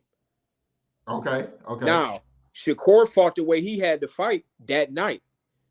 And contrary to belief, yeah, it was boring, of course. I was impressed with how Shakur took shit away from him. I was looking at it from a trainer's perspective, I guess. And I was watching on TV with no sound. So I'm like, damn, he should be doing more. I'm like, something must be hurting. And it got confirmed to me after. But the way that he disarmed a good fighter like De Los Santos, who can fight, I'm like, man, he disarmed him and made him fall through the ropes and look silly with one hand. So, but De Los Santos, he the real deal. He could fight. All right, so here's the thing, right? So you saying that he was hurt. I give you that, right? If he was hurt. Why Champ didn't just rematch him? You know what I'm saying? So because everybody got a sour taste in their mouth after that fight, Mickey. Yeah. Everybody wanted to see him fight De Los Santos again because they feel like that was a real bad performance. Right. See, here's the downside to having an injury in the pros. You're not trying to wait to get that bad. That's the downside. Okay, now break that down because I never thought about it from that perspective. Break that down. Because here, you like this. All right, you didn't train. Just say he getting De Los Santos, Shakur probably, just say he getting 4 or 5 million, whatever. Just to throw a number out. Do you want to wait an extra 6 months to get some new money that's that big? No. So he like, you know what? I'm sparring with one hand. I know how to move, keep my range and defense. But here's my thing, and I say this even to Shakur, you got to take the good with the bad. I know you steal the truth and you nasty, but you can't argue back with the fans. If you chose to fight handicap, you got to the fight wasn't entertaining. We didn't see the Shakur that we usually see. Now, I know that, and I enjoy what he displayed as the trainer side of me was like, damn, he's smooth. He fucking keeping his distance. He making a miss, but I knew something was wrong because I'm like, he ain't punching back at all. And then I got the confirmation after the fight that something was wrong on that left side. So, but to his credit, that guy can fight, and he disarmed him because it should have been up to that guy to make the fight. I would have been like, hold on, but maybe this because I'm a veteran and I'm experienced. I would have said something wrong with this guy left. I'm going at his shit. I'm going to that side. You're gonna fight the left side. You're gonna make sure. I'm doing everything to see what's going on.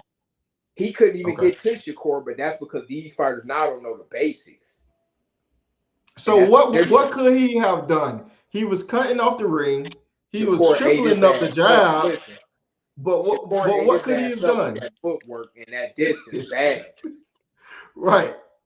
How could De Los Santos got to him? Huh? How could De Los Santos had gotten to him? Like I saw De Los Santos cutting off the ring, and I saw him tripling up the jab. What else? How could he get to him? I'm finna tell you something real simple. All right. I think we lost him. Move with your head, dude. Say it again. Say it again, baby. You went out for a second. Your body don't move with your head, dude. So you think you should have went downstairs a little bit more? That's the way to slow him down. Man, so you think he got to give De Los Santos a rematch? Hold on. I couldn't hear you. You hear me? Yeah, we can hear you now. So think about this, right? Now I'm gonna throw a gem out right. there for the young fighters. The people know this, but they don't. You fighting a dude like Shakur. Why are you gonna keep swinging at his head when it's hard to hit him and the body don't move? Mm-hmm. It moved to an extent, but see, I ain't gonna give away the full game anyway. But I'm saying, man, you swinging at a dude that got probably the best defense in boxing right now. You think you gonna load up and wind up and hit him with the shit you throwing? He had him falling through the ropes. He made him look bad. So, yeah, the fight was dull, and I knew why it was. But like I say, Right. to Shakur, you got to take the good with the bad. You got to just eat the black clash. It ain't no use even arguing with the fans. You gonna always have a couple of them fights in your career. Nobody had a great matchup every fight, but you got to think about that. If you do get an injury, sometimes you got to postpone it. But if not, you got to take the good with the bad. You got to just get the victory and go about your business. All right. I respect that. I still want to see a rematch with Shakur, hands better, his size better. I like dude, though. I would like to see dude fight. Who? Let me see who I like to see him fight. Pitbull moved up. He'll murder Pitbull. I think he'll murder Pitbull. Oh, that's what I want to ask you, babe. I think he murdered Pitbull. Spade Up 36, brother, in the super chat, dropping that Cinco on us in the super chat. Frank is a slight bit too tight, and Tank is too elusive for Frank, but good fight regardless. Salute to Spade Up 36. Much love. Spade Up. Frank got the ability to be elusive as well. He can. That's why I like the matchup, because he has athleticism. He can revert if he needs to move out of the way. So it's gonna be a fun fight. Yeah, remember him with Derrick James. I mean, before Derrick James. Mm-hmm. Now, babe, I want to ask you this, because he originally from Detroit. So yeah, I want to ask you this, right, babe? Because there's a debate going on, and I just can't stomach it.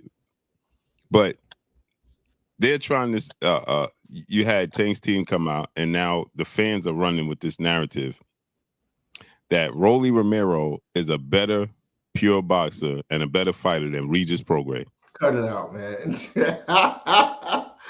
Man, cut it out. Damn, you know what? I gotta be honest with you. All around, I don't know, man. I think it's arguable. You think Rolly is on the same level? No, Rolly. Hold on. You said Pitbull. Rolly. No, Rolly. Oh, hell no. Yeah. Rolly versus Regis. Nah. And I like Rolly, I like Rolly. He lives in Vegas, so I'm rooting for him. But no, I thought y'all said Pitbull. No, Rolly. No. Fucking Regis. What's the name? Regis, hands down. Like right. People was arguing me. I had one of Tank's brothers came on yesterday or the day before, and he's like, man, Rolly is a better all-around fighter than Regis. And I'm like, and what? I hope he wasn't serious. Yeah, I don't know if he was serious. He was dead serious. He was trying to defend, saying that he said Regis was trash, that Tank beat a better fighter in Rolly than Devin beat in Regis. Man, hey, but tell me this, y'all, right? Listen, I got scolded on the podcast. Now, this when Regis was still the monster in everybody's eyes. Not the fight before Devin, right? Right. Before the 2 fights before Devin, right? Mm-hmm. When the dude asked me like who I think could beat Regis, I said Shakur, Tank, and Devin, right? Mm-hmm. I'm like, my advice is Devin should go up to 40 and fight him right off the bat. Man, you should have seen the comments and the dude that was doing the podcast. They said, man, what? He gonna stop Devin, XYZ. Exactly. And then when he had one, mediocre fight, then Devin did that to him instead of giving Devin the credit. Instead of I said think seeing that Regis. was Devin the put fight. hands on him and look I and think that was felt the good. fight where Regis landed that body shot. I remember I know what podcast you was talking about, and I remember exactly when you was on there. I said it. I'm like, man, Uh-huh. they was like, what? I said Tank, Shakur, and Devin to beat him. I'm like, my advice is for That Devin to was move against up. he fought When he fought Zepeda, Zapata. it was Zepeda. Okay, Yeah. because that is true. Yeah. Because When right Bay before said that fight, I was watching, I know exactly what podcast. And when Bay said that, they said Devin would never fight him because he gonna knock Devin out. 100. You remember, right? So Yep. now I don't let people get away with just writing fights off because I Right. bet on Regis to beat that guy by knockout too. Zapata. Yeah. Yeah, I won betting on him by knockout, but I just knew Devin. People try to criticize him off the Lomachenko fight, but I'm like, man, who else gonna beat Lomachenko really that clear? Ain't nobody gonna beat him. I don't care who he fight. You just if you get your hands raised with him, you did the job. Right. Because that's the hard thing to do. Now, hold on. While we on that, Mickey, because we got one super chat. I got 2 questions for you. We got 2 super chat. J Pitty City, my brother in the building in super chat, dropping that half a dub.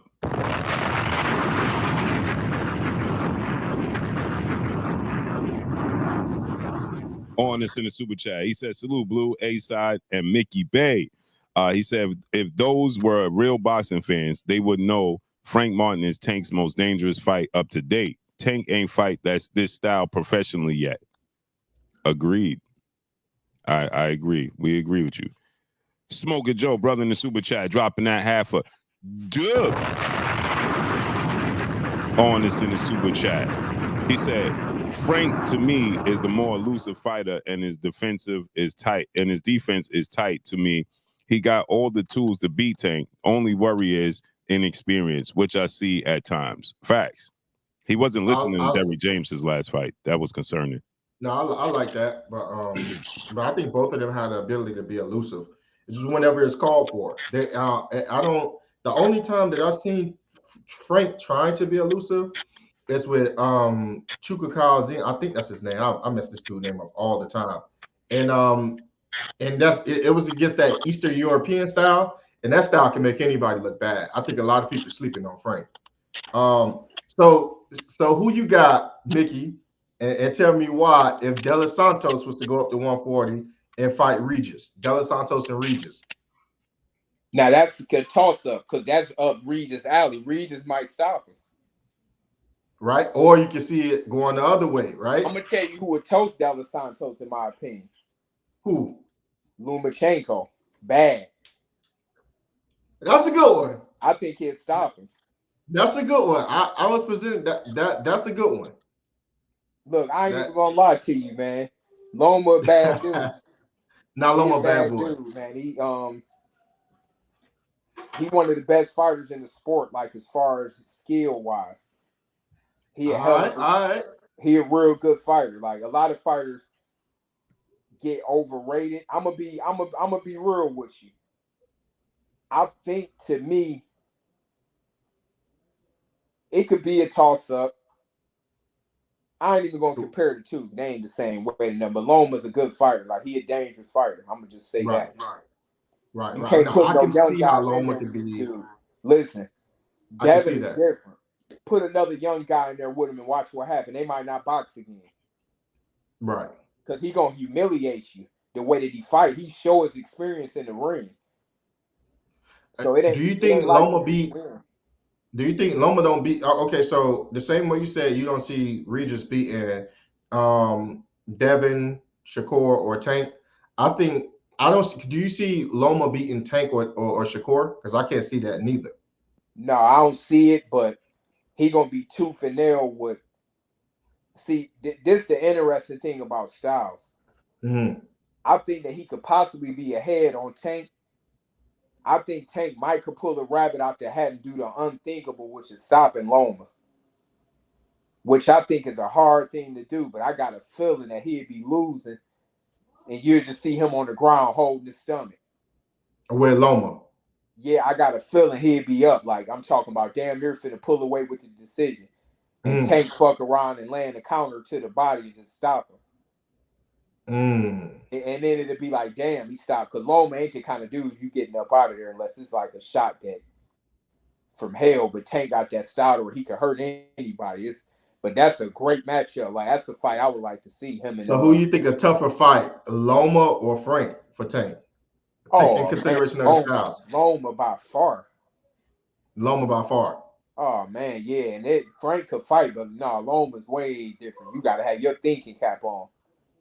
Okay. Yeah, no, believe me, like even if I'm training the fighter and they give me a list, if I'm a manager or something, I'm gonna say, man, Loma gonna be at the fucking bottom of that list. The only one that's gonna be under him is Devin, Shakur, and Tank. Yeah, nobody. Right, those elite top, right. I'm talking about nobody at 35 or 40. Yeah, no, Loma's too difficult. He know what he doing in that ring. He a difficult fighter to fight, slick as hell. Wait, when you watch the fight, when you watch the fight with Dev, and Loma, right? People, you see people. He lost. Dev lost. He lost. They don't give him credit for the body work. What was your outlook on that fight? Well, I had the coldest breakdown with you. Remember? All facts. That shit went exactly. I ain't toot my own horn on everything. If you repost it, that shit went exactly how I said. Like, man, but Devin just gotta watch the showmanship. Because when Loma do that little fancy shit, throw a combination spin off to the side, everybody forget about all the work that Devin gonna do. But Devin backing him up and going to the body was exactly what I knew would have got him.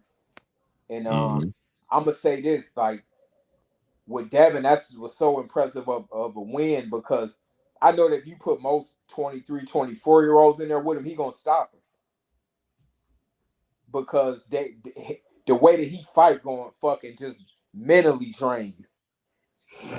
Because the way Lomachenko fight is real fucking tricky and he got great footwork, he got speed, timing, he punching everywhere.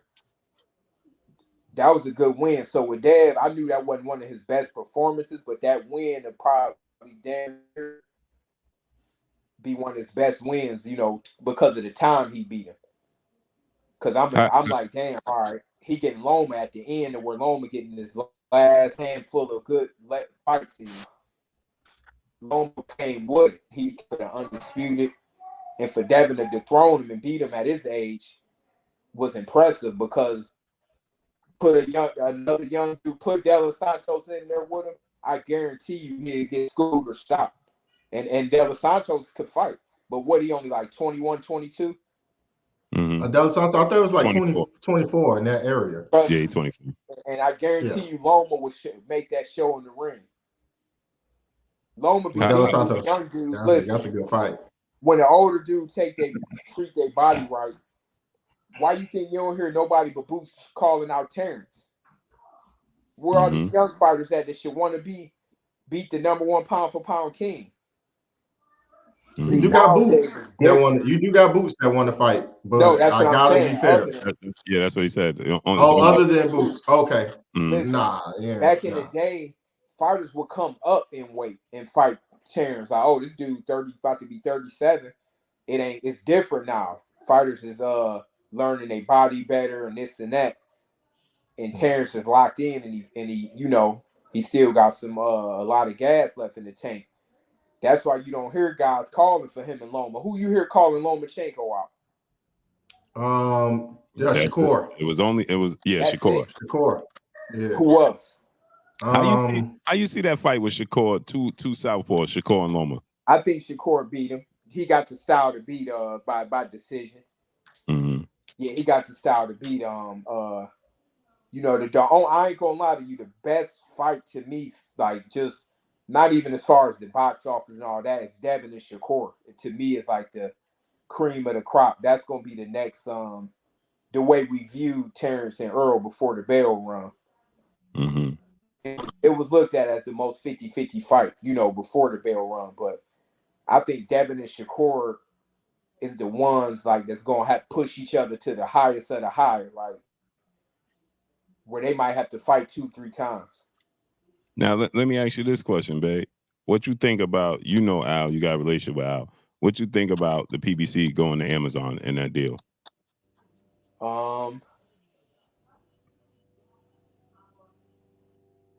Al got a lot of friends in high up places, so he ain't never gonna slip like people thinking. So people be like, "Oh, he done this. All he gonna do is come out with a big ass schedule." He ain't a dummy. He gonna come out with a big schedule at one. He know that he can't just come with one or two. He got to come strong because everybody coming at him. They coming. Everybody throwing they throwing rocks at him right now. So he know that he can't just come with just one bout. He got to come with like a lineup. So he in about a few weeks to a month, he probably gonna come out with about a good 6 to 8 fight card that's stacked. I can pretty much guarantee that. What you think about Tim Tszyu and Keith Thurman? That's a good fight, but I think Tim Tszyu will win. I just think he's too hungry and he could fight. I think that he gonna end up maybe fighting Crawford next. Yeah, Crawford just I reported it earlier. Crawford petition. He turned down Jamel Charlo and he turned down Erickson Lubin, and he waiting. And so I reported that earlier, and now the WBO just reported, because he's in Puerto Rico with the WBO, that he just officially petitioned to fight the winner of that fight. Oh shit, that's a good match then. Well, Terrence Terrence just on another level right now. I'd like to see Terrence. I'd like to see Terrence clean up Undisputed Dare to fight. I think he can do it at 160 too. Yeah, the problem, that's what he was attempting to do in that 154, but now they stripped Jamel of everything now, right? Yeah, now they relinquished, so he ain't even got to do that. He could win at 2 belts there, but yeah, he ain't got one belt. So now Tim Tszyu got the WBO, Sebastian Fundora is fighting for the WBC. The March 8th card, I forgot the 2 dudes, they fighting for the WBA. It's just the IBF is the African dude, so it's like the belts is just bounced all over the place now. I don't think nobody could beat Terrence at middleweight either. Me neither. So I think that he should make history and go to middleweight. I don't think him and Canelo gonna fight, but I think he should go to middleweight and get his. But I think he should try to go for that 50-0. To be honest with you. Yeah, he said he ain't gonna do it because he 37. Yeah, because never say never though. He's saying it, but when he creeped to that 46, and he might look like, damn, I still feel good. You know, but maybe he don't want it because he be locked in. He in the gym all the time. So all the time. Yeah. I was saying this, right? I said this. Right now, if I'm Terrence Crawford since Jamel, I will fight Jamal Charlo because he still got the WBC belt at middleweight. Yeah, that'd be good. Yeah, I will fight him, and man, he do that. He might have a case to be in the debates between him and Floyd. Yeah, it's gonna be valid in a minute. Like, man, it's gonna be valid because he got all knockouts at welterweight. Yeah. So it's kind of like, damn. Bill asked me a question, and I had to really sit and think about it. Then I went through Floyd resume. Bill said, "Who on Floyd resume could beat Terrence Crawford?" Nobody. The only one that's in question is Canelo, but not the Canelo Floyd fight. Right. So, and that's what I said. I don't even think Canelo right now could beat Terrence Crawford. Me either. I don't think, and I think he know he had problems, so he don't want to take the risk. And what about Zab at his prime?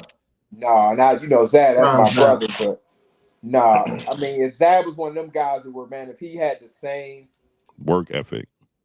Yeah, because he trained hard at times, and Zab, one of my favorite fighters, like as far as the people too. Right. Mm-hmm. Great dude, like great guy. Man, if he was side by side training like Floyd, he was a freak, like a kind of like a Roy Jones, one of them freak of natures, like his power, speed. Zab he got too much of that Brooklyn in him a little bit. Mm-hmm. Zab's so good that he ain't even have to. He got that Allen Iverson in him. He's actually more talented than Floyd. He is. Floyd was more taught. He like Allen Iverson. Yeah. He ain't got to go to fucking practice. Like he like him, man. That's how Zab is. Just got all of the, same as like a Ryan Garcia. He got that speed and that explosive, but dude like Devin got it. But he got the basics, the defense. He got all the mechanics too. Mm-hmm. Right, to cultivate that talent. Mm-hmm. Right. And he got the if Zab had that work ethic like Floyd. Oh man. Yeah, he'd have been dangerous. As a southpaw too, with that power, because he had Yeah, more power because he than kind of Floyd. remind me of Tank. Like Tank remind me of Zab a little Exactly. bit. But he got more hand speed and he bigger. Yeah, he put his punches together. You know, no, Yeah, Zab was nasty though. He definitely you Zab know, was nasty, but a man. lot of fights he lost just was from the camp, probably him not training. He could have beat all them. A lot of them guys. All those fights, I just said this the other day, babe. And when you look at all the fights he lost, the Cotto fight, the Costa Zoo fight, the Corey Spinks fight, like the Paulie Malignaggi fight, like, bro, Zab, how you lose the Paulie Check Malignaggi? this out. It ain't no more disappointing than that. You know how I could tell you for myself. But it's from, like I say, if your manager beefing with you and they say, hey, you got a title fight in 3-4 weeks, I got to jump in and take it. Right. Like, But it's still a split. That's a perfect example because when you fought, what's the dude name? Spanish dude that you lost to. Francis Bartholomew. No, Cambosis. Nah, what's the dude Oh, name? you talking about Molina. Molina, yeah. Hold on, wait. No! Hey, short You notice wasn't in fight. shape for Cambosis, right? Now, I wanted to make sure I understand it. No, listen. Hold on, let me get the super chat Look. off so people can see. Right. Salute to 619 Cali Factor brother in the super chat, dropping that half a dub.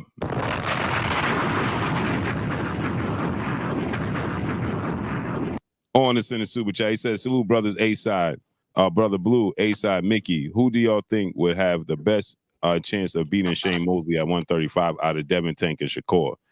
I would say Devin 1, Shakur 2, and Tank 3. Yeah, I agree. Tough fight. Yeah, because if you don't move your feet against Shane. Hey, I ain't gonna lie. That's a good point you brought up because him and Tank would have been like a. Yeah. He was punching at that weight. Yeah. And if you ain't moving. Welterweight in 54, so.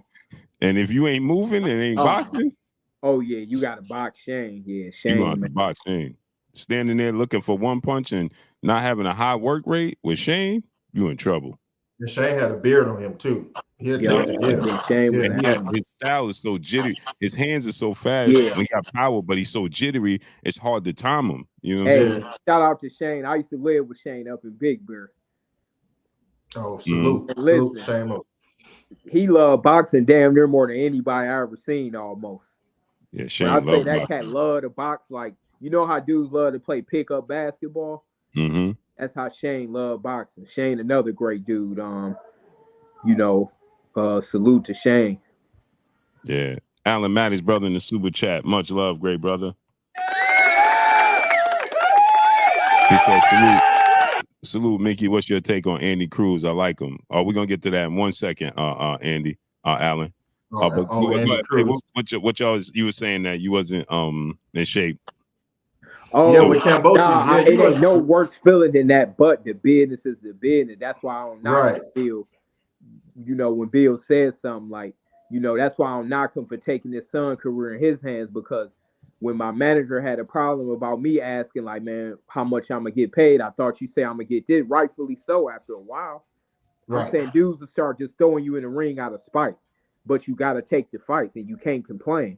So I can't make an excuse or nothing, but it's like, damn, I'd love to have, more than a month to train and good training camps and stuff like that. But that's just the nature of the game. So I know, that's a bad feeling, losing. No, because I remember watching that fight and I was like, yeah, Bay got this. You can see the gap very early on in the fight. Easy. But see, I shouldn't have started showboating to Floyd. I'm sitting up there doing that to him. It's 10-0, but it's all good. You live and learn, Right. I just hate that I kept getting shelved, so I couldn't show the world how talented I am as far as action too. I'm gonna get a handful of more. You covering your mic. You covering your mic or something. Oh, my fault. You hear me? Yeah. Like, I'm gonna get a handful more fights just to show people how much of a freak I am, and I'm gonna get out.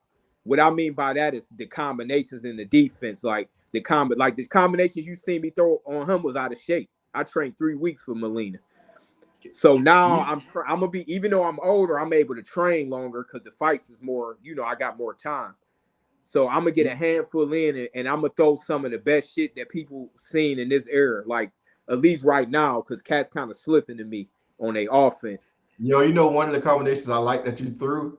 If you missed the left hook, you jabbed. I was like, I've never like I'm not used to seeing that. Like when you Man, threw the listen. left hook, and then it's like Cambosis to think that was it. The left hook was it, and then you would jab him after the left hook. I Man, was listen. like, Hey, I yo. was so rusty for that one. Look, let me tell you how this one happened. Right. Look, I ain't fighting 3.5 years, right? By that in that time. I was on the shelf from the Mayweather stuff. They finally let me off the contract. I Right. fought one time in Mexico, maybe like 1.5 years before that. Ain't trained or nothing. I just drove. I went down there and fought. Flew out there just to get a fight, so my box record be active, right? I sparred with, I think, Chris Algieri and Richard Comey. Okay. His trainer thought I was in shape. Like, man, like, damn, why you ain't been fighting? So he like, man, why don't you come out to New York and just train for a minute? So I was sparring with Richardson, Hitchens, and Comey and all them out there, right? Right. For fucking 28 days, I fought Cambosis off a 3.5-year layoff, 10 years older than him. They like, man, won't nobody really take the risk of fighting you. It's only one guy that want to fight you. His name Cambosis. I'm like, I ain't even asked for the payday. I said, make it happen. I got fucked too on the payday, but I ain't tripping. But I'm like, make it happen. Only because I want to test myself with no warm up just to see if I still got it under the lights. Right. And it was a split decision. So he won that and he fought fucking Tiafimo the next fight. So I'm like, you know, so I'm like, all right, you preserve your body like Bernard and the legends. You know, I learned that from them. But I ain't greedy. I know I only got a limited time but God, thank God, I just sparred fucking 2 days ago.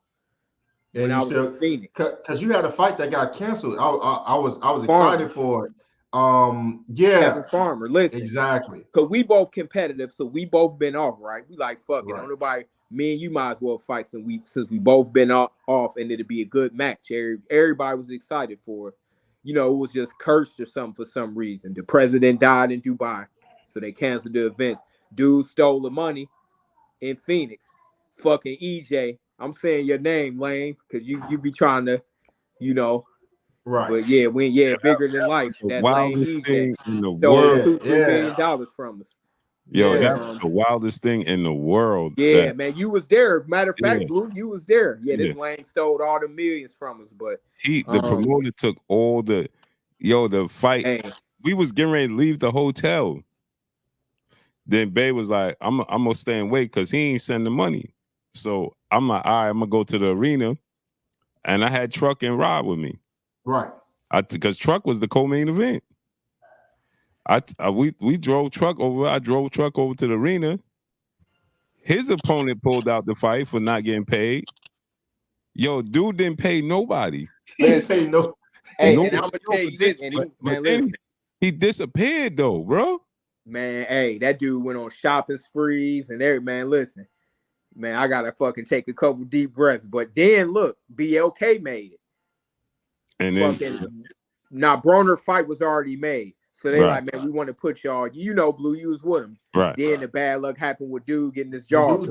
Jaw got broken. That's when it was you like, know, that kind of fucked the budget up. But we just like, man, maybe it wasn't. Matter of fact, it's funny. But before that though, babe, remember, it was Ivan Raycash. Remember, then they tried to do the under the hand joint with Ivan Raycash. Yeah, you got to get the taste of the business, Blue. Then he got and then Hank Lundy. Remember, Hank Lundy signed, and then he signed the fight AB, and didn't tell us he had a fight already signed. What I was gonna say, yeah, that's funny because Tevin fight tomorrow. I should pull up on him and tell him I'm, you know, because I'm in Philly and he fighting Philly tomorrow, I think. Oh, word? Yeah, he got him a fight coming up. But yeah, we might, you know, who knows, but like, yeah, this bid is just a crazy thing, though, man. Like, you got to be on the right side of it. So when it come to guys like Devin, you know, you always want to tell dudes the pitfalls so they don't make the same mistakes you made. And you got to be happy. But like I say, shit could have been worse. I mean, I still made good money. You know, I might have fucked a lot of money off and got it back, fucked it off, got it back. But you still got a couple more fights, Mickey. You good. I am. Yeah. You got a couple more fights. Yeah, I'm gonna become the oldest champion ever at super fat at 130. I'm telling y'all that now, and we gonna rewind it. We gonna rewind it and be able to re-show this. Right. Yeah, I'll beat Roach and Foster easily right now. I'm gonna get a couple tune-ups in first though. But Hey, so you gonna pull up to Tab fight tomorrow? I don't know. I said I should. I might. Where's that in Philly? I gotta look. It might be that 2300. One of them. I'm gonna let you know. Yeah, let me know. Cause I might pull up. No, he fight today. A matter of fact, it's Saturday. Tonight? He fight tonight. It's Saturday. Oh, yeah, I forgot he fight I thought it was. I ain't gonna lie. I do feel like Friday. They do. Yeah, I'm thinking it's Friday, but yeah, man. Hell yeah. Yeah, but shit, I'm gonna catch up with y'all. Just jump back on. I gotta make a couple phone calls. All right, just answer this last question, Bay. Alan Matty said, what you think about Andy Cruz? Oh, that's a good question that he asked, and I got a few minutes. I'm gonna tell us a quick story.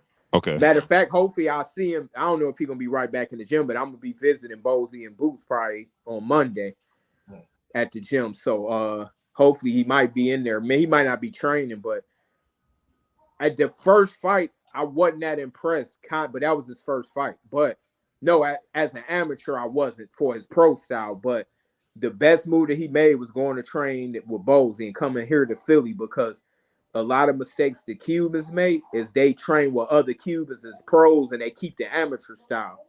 Mm-hmm. So what you could see with Andy Cruz is he probably, this what I can guarantee you that happened. It's probably some guys that was 16 and 5 that got in his ass and sparring out here. People in, New York, Philly, Cleveland, fucking Vegas, they don't give a fuck about who Andy Cruz and what you did in the amateur. And that's what you need. I guarantee you people was getting in his ass, but this what I can tell motivate him. Boots. I could tell by looking at Boots, if they was both in the amateurs, he would have been more on the pedestal than Boots, right? Right. But for him to be able to train and see how Boots put his work in, he even said it. I heard him say it, like, but working with Boots is like a motivation for him. Total different game than the amateurs. Boots is on the hierarchy as a pro. Gold medals don't mean nothing in the pros, but I do like him now, though. Like, matter of fact, I would like to see him fight somebody like De Los Santos.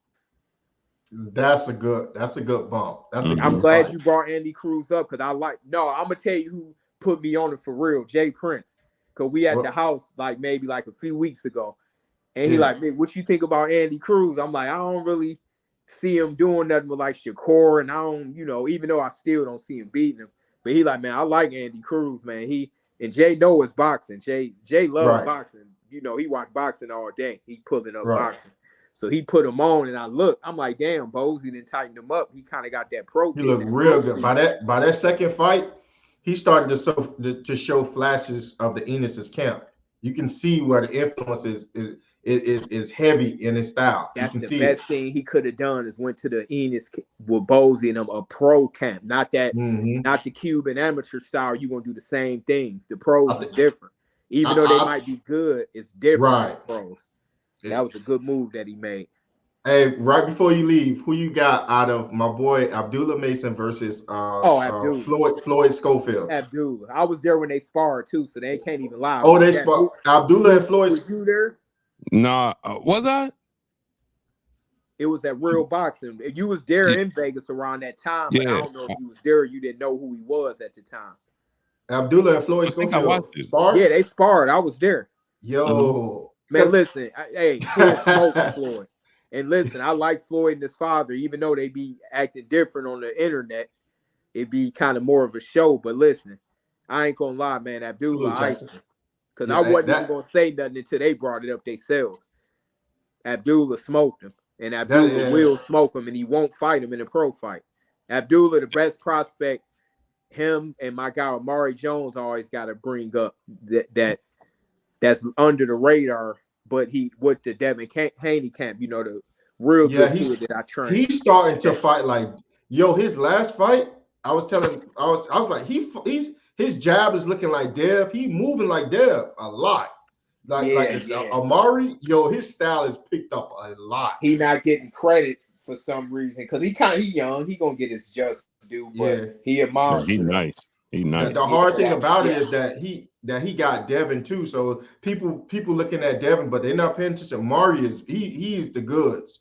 He's the goods, man. But he's gonna get Hell, I had him from I think he was 16. Mhm. 17, 16, no pro fights. Fairly green, man. And when I say he picked up and was a great student, Yeah, man, one of my favorite fighters I enjoy training.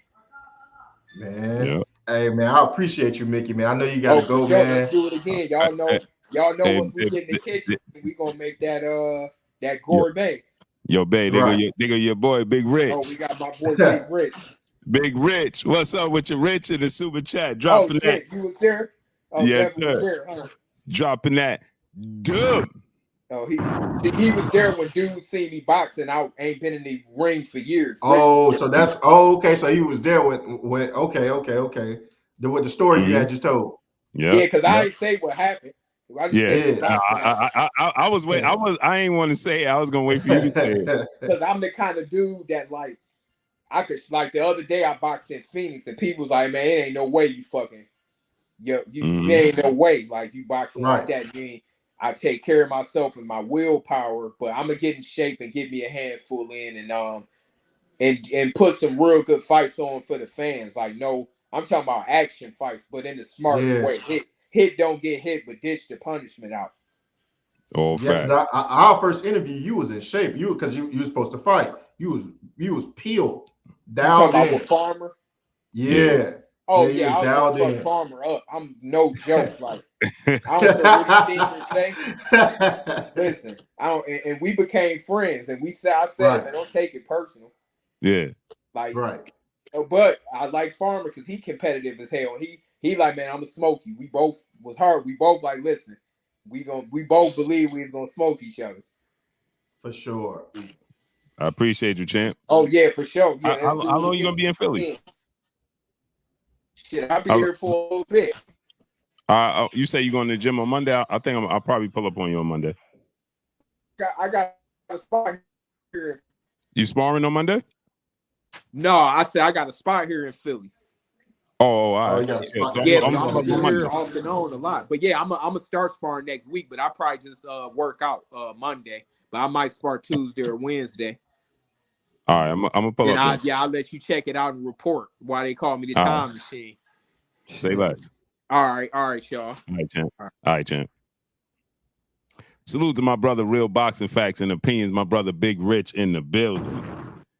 He said, my brother telling the truth. Mickey beat the blank out of Chris Algieri. We was at a private gym. Devin was there. Yeah. Yeah.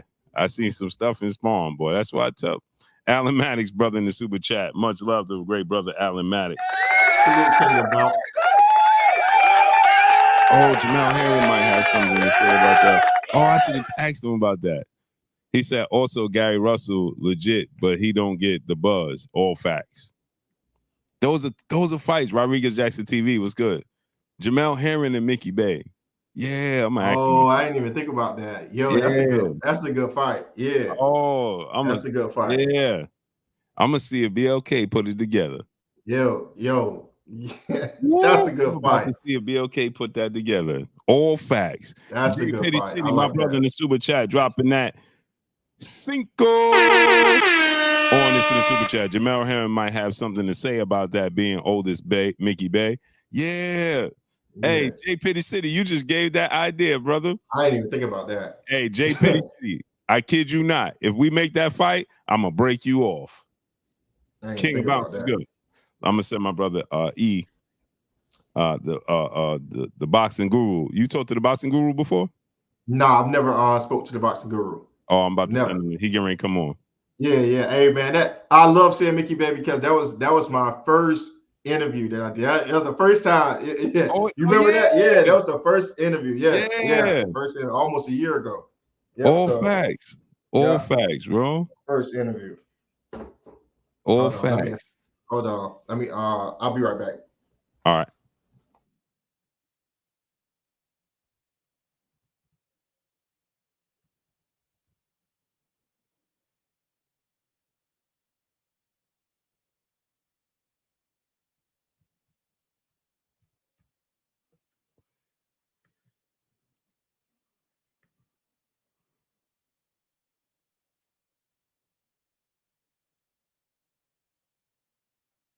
We about to bring on my brother, the boxing guru, my brother E.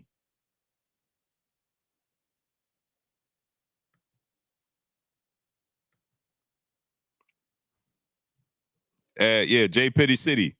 We make that fight, bro. I'm breaking you off. All true, all facts, bro. All facts. I'm a ask Bay, and I'm gonna see if we can make that happen on BLK Prime. J Pitty City. I'm gonna see if we can make that happen. Yep. J Pitty City. I'm gonna see if we can make that happen because he out here. He don't mind fighting in New York. Jamel Herring is from Long Island. We got a venue that just opened up on Long Island. I'm gonna see if we could come to Long Island and make that fight happen. J Pitty City.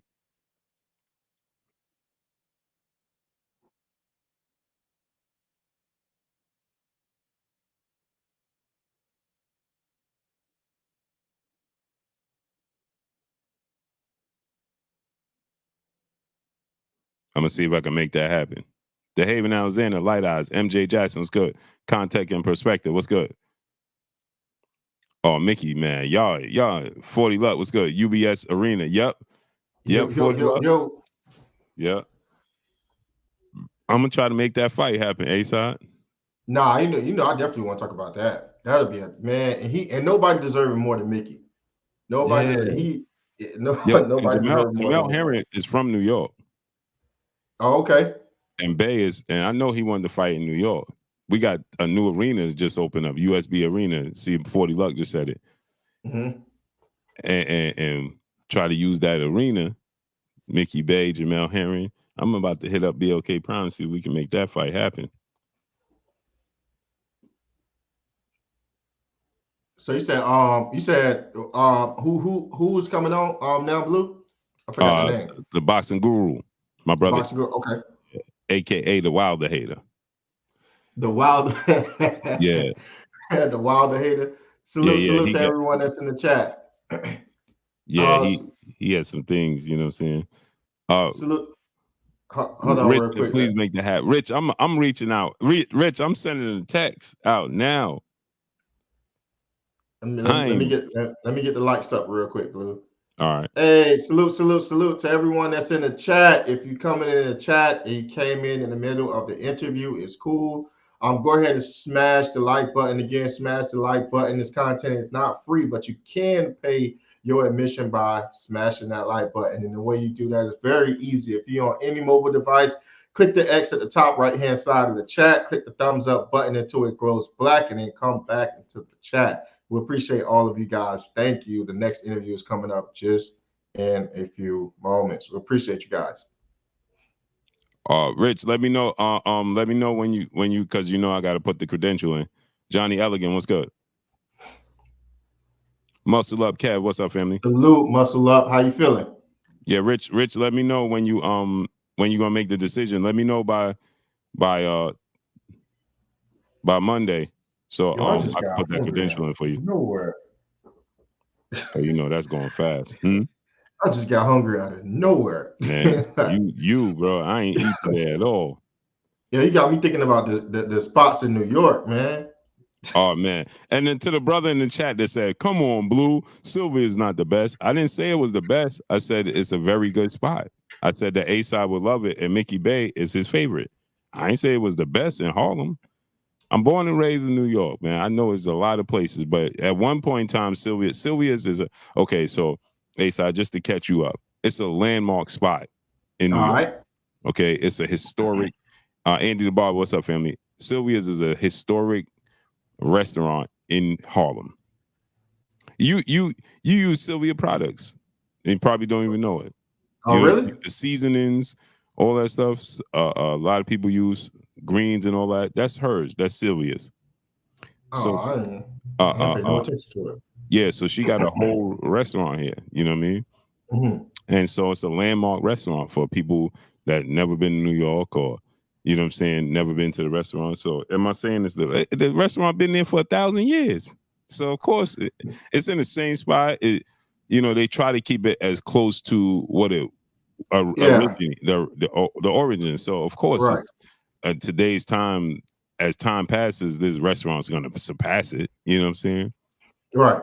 And at the same time, too, if you're a local in an area, like you will be used to it. You'll be used to it. Right. So it wouldn't ring the same bell to Don't your taste count. buds. Right. Right. But as far as somebody that's from out of town, you know, and they come and they eat it. If you salute to Mike H, he said, I've heard of Sylvia's and I'm in Texas. Exactly. So you in Texas, right, Mike H?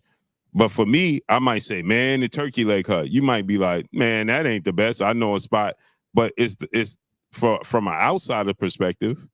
I don't live in Texas. I'm not born and raised in Texas. So of course you're gonna know there's spots in Texas that's better than the turkey leg hut. Yeah, because they say there's some spots in Texas better than Terry Black's, but we hear is Terry Black's from outside of Texas. Exactly. So right. You understand what I'm saying? So of course, as an outsider, I want to experience turkey leg hut. But if you are a local, you know what I'm saying? Like again, I when Bay came, I forgot what fight that was. Edgar Berlanga was fighting in New York. I forgot who he's fighting, and he was training Edgar Berlanga. So this was a while ago. So maybe 2 years ago. Yeah, it was 2 years ago. So 2 summers ago. So my point is that me and people went there to take Bay to Sylvia's that day. Keith Tucker, what's good? And me and people are both from Harlem. So when we went there, A-Side, the last time I've been there probably was maybe 7 years ago. Dang. Before that. Because you're right. So I'm not going to get up. You understand what I'm saying? Like it's just it's like you grew up on it, so it just comes a point in time. It's just another part of it. It's like, okay, if I go there and take A-Side there, that's my experience. Right. 1,000 times over. Like it's just like it's like if I come to your house, A-Side, and Pam cook, I'm gonna be like, she cook her, she got this smothered lemon chicken. I know you're like, it's crazy, yeah. So now A-Side, I'm gonna eat it and be like blown away. Yeah. You're gonna be like, you already know what to expect. So your joy from you gonna be like, bro, you got to taste this because you know my first experience is gonna be like, woo hoo hoo. Right. If she said, hey, hun, I'm gonna cook smothered lemon chicken today, you're gonna be like, oh, okay, babe. Yeah. You know, I ain't gonna lie. I ain't gonna lie. If she say she cooking smothered lemon chicken, it's gonna change my day. It's gonna change my day.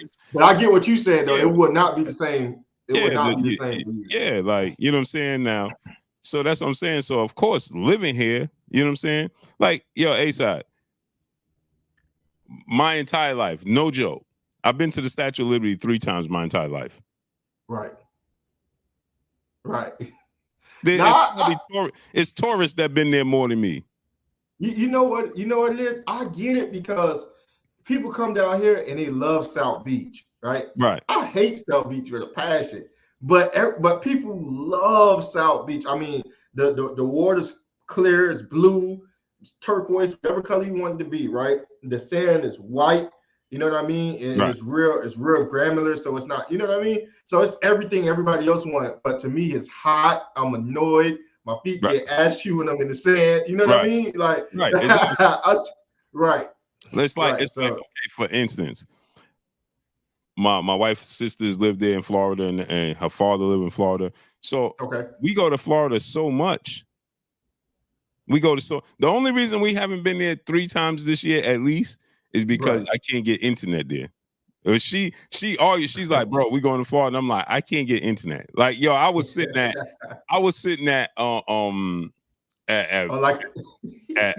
Starbucks's, and like how you was in California with Devin fight. Yo, every time I call Blue, hey Blue, where you at? I'm in Starbucks. Like, what? Bro, getting no service. Like, so that's the only reason.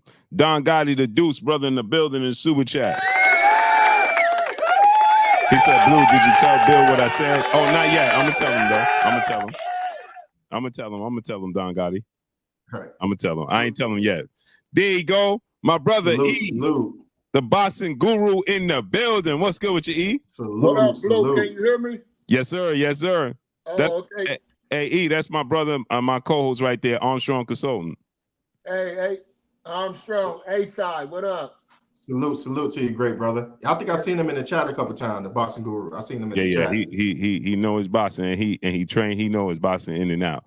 He got the label boxing the Wilder hater because he was critiquing Wilder's style and what he needed to do. Right. So he got the label. Was he wrong?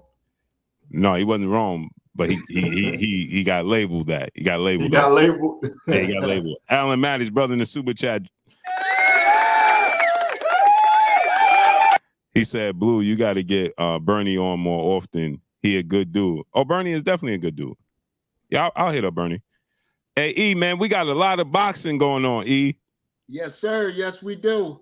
A-side, he breaks down styles and boxing. Ask him any style, any boxing. He going to break it down to a T. He breaks, this is what he do. That's why his name the boxing guru. He breaks down styles. He breaks down matchups and adjustments. And he an OG in this boxing game. So E, man, we got a lot of fights coming up, a lot of matchups. Yes, we do. High profile fights. What's your favorite fight that's coming up right now that you looking forward to the most? I'm looking forward to the fight tonight. It's going under the radar. My boy Raymond Ford is fighting on ESPN tonight. I think he's the is he the co-feature? Yeah, I think he's the co-main event. Yeah. He's sharp. He's a nice up and coming prospect. Now he's a contender, in my opinion. Now, with his record, what he's fighting for, he's a contender. He's definitely a smooth operator. I saw him live in Cleveland when he fought under the Montana Love versus I forgot that dude that beat him. Montana Love last fight in Cleveland. Peru. Yes. And Raymond Ford was on there, and he stole the show that night, in my opinion. After No, that wasn't the that was the guy that Montana Love. You talking about the one and the homecoming fight where Richardson Hitchens was on that card. Yes. And Montana Love threw dude out the ring, got disqualified. Yeah. Okay. I know what you're talking about now. Yeah, exactly. Yeah, so I'm definitely looking forward to that night. Give a shout out to Raymond Ford and good luck to him tonight on his big fight. This is his coming out party because the other guy is undefeated. So both of them undefeated. So it's a lot at stake right now for them. But I'm definitely looking forward to the return of PBC. I definitely will be in attendance for that fight. Our first debut on Amazon Prime. I'm excited for that. Give a shout out to Keith One Time Thurman. A lot of people gonna underestimate him against Tim Tszyu. It's definitely going to be a good fight.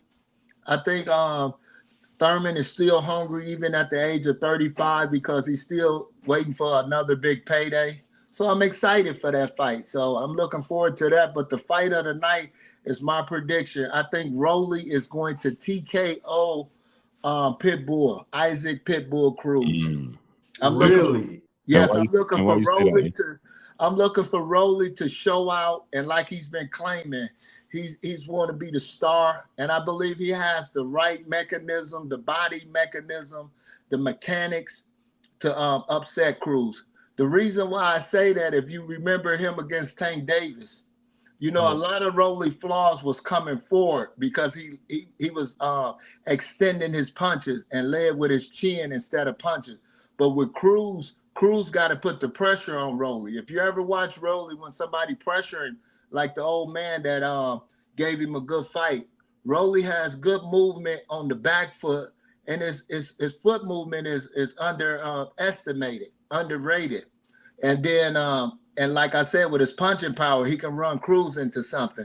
Plus, with him having a new trainer, I think it's Bob Santos. I don't know who's training him now, but for some reason I'm thinking about Bob Santos because he left Bullet. I think it is Bob Santos. Yeah, he's not with Bullet no more.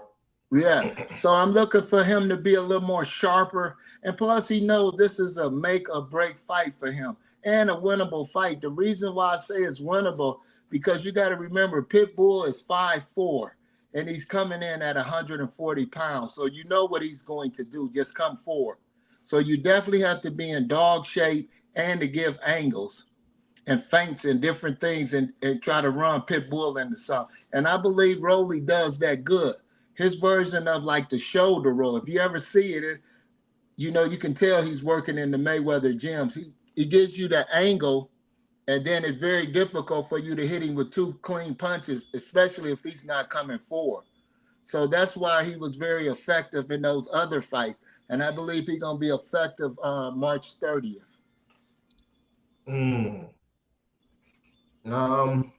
I hear you, Guru, but man, I got Cruz. I got Cruz. I think Rolly shots is very looping. I don't see him dealing with somebody that can get under his punches very well. And even though Rolly do have good movement, I do like him on the back foot. I never see him punch going backwards. I never see him counter punch, you know, going backwards. Barroso gave him all he can handle. That Rolly, you know, when he moved out of the way and disengaged, yeah, he did. But I never seen him make Barroso pay. I see the thing with Isak Cruz and Gervonta Tank Davis is Tank made Cruz pay while he was evading a lot of those hits, and Cruz was still able to get off some of his shots. So it's a very interesting fight. I do like your breakdown of it. I can see it from your way, but it's one that I'm edging it in Cruz's favor, but I wouldn't be surprised to see a TKO or a knockout in Rolly's. See, that's what the difference in with Bob Santos. No, he's Bob, with somebody said he's with Ishmael Barroso. Oh, Barroso. Ishmael Salas, excuse me. Oh, okay. And that's even a nicer trainer who had Ugas and different things like that. So that's a good fit. So he has a world-class trainer now. No disrespect to Bullet. He has a world-class trainer. So, and then if you remember Rolly, he paused a lot with his shots. You know, he throw one hard shot, but he paused a lot. He be leaning out and pulling back. So that's going to play major because Pitbull going to have to leap in or bull in. And that's just going to give Rolly good counter shots. Like you said, long as he keep his punches low and effective and angle out, he has a good chance of clipping Pitbull. Yeah. Because that last fight Pitbull was in, I thought he lost that against that. I do agree with that. Giovanni, I believe that's who he went. Yeah, I think Giovanni won that fight. That was a gift. What you think about that one, Blue? The fight between Pitbull and Giovanni last fight. No, I thought Pitbull edged it out, and the reason why, because Giovanni started he started, I don't know, he started making mistakes, just standing there and just getting hit with. Remember, at one point in time, he was just getting hit with overhand rights, just consistently. He was eating and making adjustments, but it was like. But Giovanni's a boxer, and that's to my point. You would have to be a boxer to present that type of challenge to Cruz. So I would love to see Rolly's boxing ability in this fight and to see what improvements he has made with the new training coach under a new regime that will that should help him moving forward. Because I believe he have power. He definitely put Tank on the back foot, and Tank said it himself. That dude is strong. You know what I mean? If he hit you with something, he got some heat behind it. So I would love to see them kind of tidy up a lot of his fundamentals and see what type of fight he comes out to be. Oh yes. And then a lot of people, a lot of boxing fans sometimes, you know, underestimate fighters because they don't be technically gifted as, you know, or fundamentally the same as the next fighter. But with Rolly, awkwardness, his whatever you want to call it, is going to play dividends because, like I said, if you go back and watch the tapes, I call it his version of the shoulder roll. That's going to be very effective because he's going to create those little angles that he's going to need to get Cruz to extend into some of his power punches. And I'm looking for Ishmael Silas, since he's a head world-known trainer, to know all this. What I'm saying, he should know all this, and he should know the fundamentals instead of trying to recreate Rolly, but understand the magnitude and what he needs to do to keep the shorter fighter off. Because that's all the shorter fighter gonna do is just come in. That's all he gonna do. It's just like the clips that they put up with Tank against Devin Haney. Only time Tank was effective is when he bulled in. Devin was tired. You can see Devin was tired. You can see that they was been going round. But when Devin kept a distance, he clipped Tank a couple times with good shots, but they spliced the video up. So when you understand what type of fight you're gonna be in the whole night, you should be prepared for it. And I think Rolly is definitely going to be prepared for it, especially with a high trainer like Ishmael. What did you think about that clip that you saw? Me, I saw it was spliced. Did you think Devin Haney was knocked out at any point? No, I just thought Devin was winded. I thought Devin was winded. You can see the fight was a grueling fight because Devin was on the back foot using the art of boxing to outbox Tank. I still believe no matter what that video, Devin Haney will beat Gervonta Tank Davis. I still believe that if they fought today. But like I said, with Devin, you know, the video was spliced in my opinion. With Devin, as long as he stick to the art of boxing and not try to be something that he's not, a power puncher or anything of that nature, he can circle and beat Tank, because that's all Tank gonna do, just like Pitbull, is bull in. It's bull in. So you gotta be able to keep feints and give angles to get out of there. So a person only can get one shot off, and by the time they pivot on the other one, you can counter him and then tie him up or push him back or slow the fight down. That's what great fighters did. When Muhammad Ali fought a bull in like Joe Frazier, you know, when he couldn't move as much, he used a tactical. He'd throw punches, angles, not pull back, but grab, slow him down, different things of that nature. When you use that technique, it'll nullify Tank. But if you letting him getting them wide looping shots, them uppercuts that he was throwing, because Devin was tired, you should have went to hold. You know what I'm saying? You should have used it as a real fight tactic instead of just Bravo against Bravo as we sparring. Because we in the doghouse and he trying to show I can beat him, he can beat me. No, you still got to be tactical because you want to use that tactic, muscle memory in the fights. So when you get strong fighters coming at you, you supposed to hold and slow the fight down. So I just thought the little clips that I saw, I just thought it could have been a young Devin, an inexperienced coach, whether it was Bill Haney in his corner or whoever's coaching him at that time. It was just a young, inexperienced Devin. But I still believe that Devin, a boxer, will beat a brawler like Tank Davis. And now I want to ask you this. I want to get your breakdown of Frank Martin and Tank. Oh, I like that fight. Me too. Give a shout out to Frank Martin. I know his dad from Detroit. This is a long overdue fight. I'm glad it's gonna clear the wave because what they were saying, he ducked Shakur Stevenson. In my opinion, Shakur and them lowballed him, gave him that flat million, and he know he had to pay his debts as far as to Al, his promoters, and different people in his pocket. So that wasn't enough to take that fight. Plus, you the B side. You know, they could have thrown him some more money if they really wanted that smoke. But this fight with him and Tank, I love it. Plus, I love it for not Cinco de Mayo, but Juneteenth. Hopefully, it's in Atlanta, Georgia. If Vegas don't pick it up, we need it to be in a major venue as far as Black people is concerned, because we can do so much. We can do so much for it. I had talked to Sam about it. We can do so much with it because Tank is a big mega star. So you want to definitely build around that, especially for Juneteenth, since since Canelo has Cinco de Mayo and Mexican independence. We need a star like Tank Davis or somebody with that magnitude that can generate that so we can create some, you know, from here on out for our own culture and people.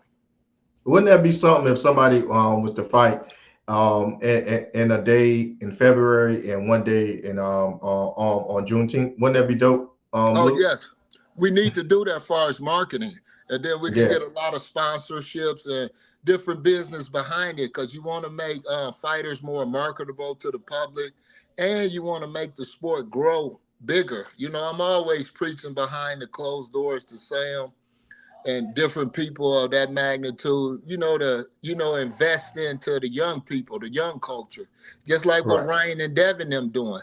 You know, Oscar and them just sitting back, riding the wave, but the young boys is doing their thing. So you take your hat off to them. So we Right. definitely has to do it as the black culture and different things of that nature. Oh, absolutely, absolutely. Yeah, but far as the fight, I love the fight for Frank Martin because Frank definitely has to have the right style to make it compatible to Tank. He cannot sit there and sometimes Frank can get lulled into a certain style of fight. But when Frank is real aggressive and let his hands go and uses quick feet, oh, he's a dangerous opponent. If you watch any of his fights, that last fight when that guy came over from I forgot, was he Australian or whatever? He was a good guy. He was a good boxer, even though we didn't Well, know him. But if you who? look at it, say that again. Which guy from Australia? The fight that everybody said Frank Martin could have lost, that last major fight he had. Oh, that you talking about that Eastern European? Yeah, yeah, I forgot. What is it? Chuka Kalzine? Something like that. Blue? yeah, Oh, yeah. the It guy was something. No, that no, Frank it Martin. wasn't him. It was No, another. it was Yeah, there was Howard another name. Arena, something like that. Howard. Yeah. I Yeah, forget. I forget that name. Shua Chuka Kazim is the Kalzine. dude. That was the Boots one that fought. fought Boots. Hmm. Yeah, but they styles remind me. These styles were similar to me, so Right. I mixed them two up. Yeah, that's that Eastern European style. You talking about, Guru? Yeah, but he's a good boxer. You know what I'm Yeah, saying? He yeah, was for a sure. good boxer. So, with that, you had to take props off to him, even though we didn't know him on the American soil. I didn't. They So, say it's from but Germany. right. So, but his style. So, what sometimes Frank could get lulled to sleep, but once Frank is aggressive because he can pop and he's quick and he can cut the distance on you. So he has to have the right game plan.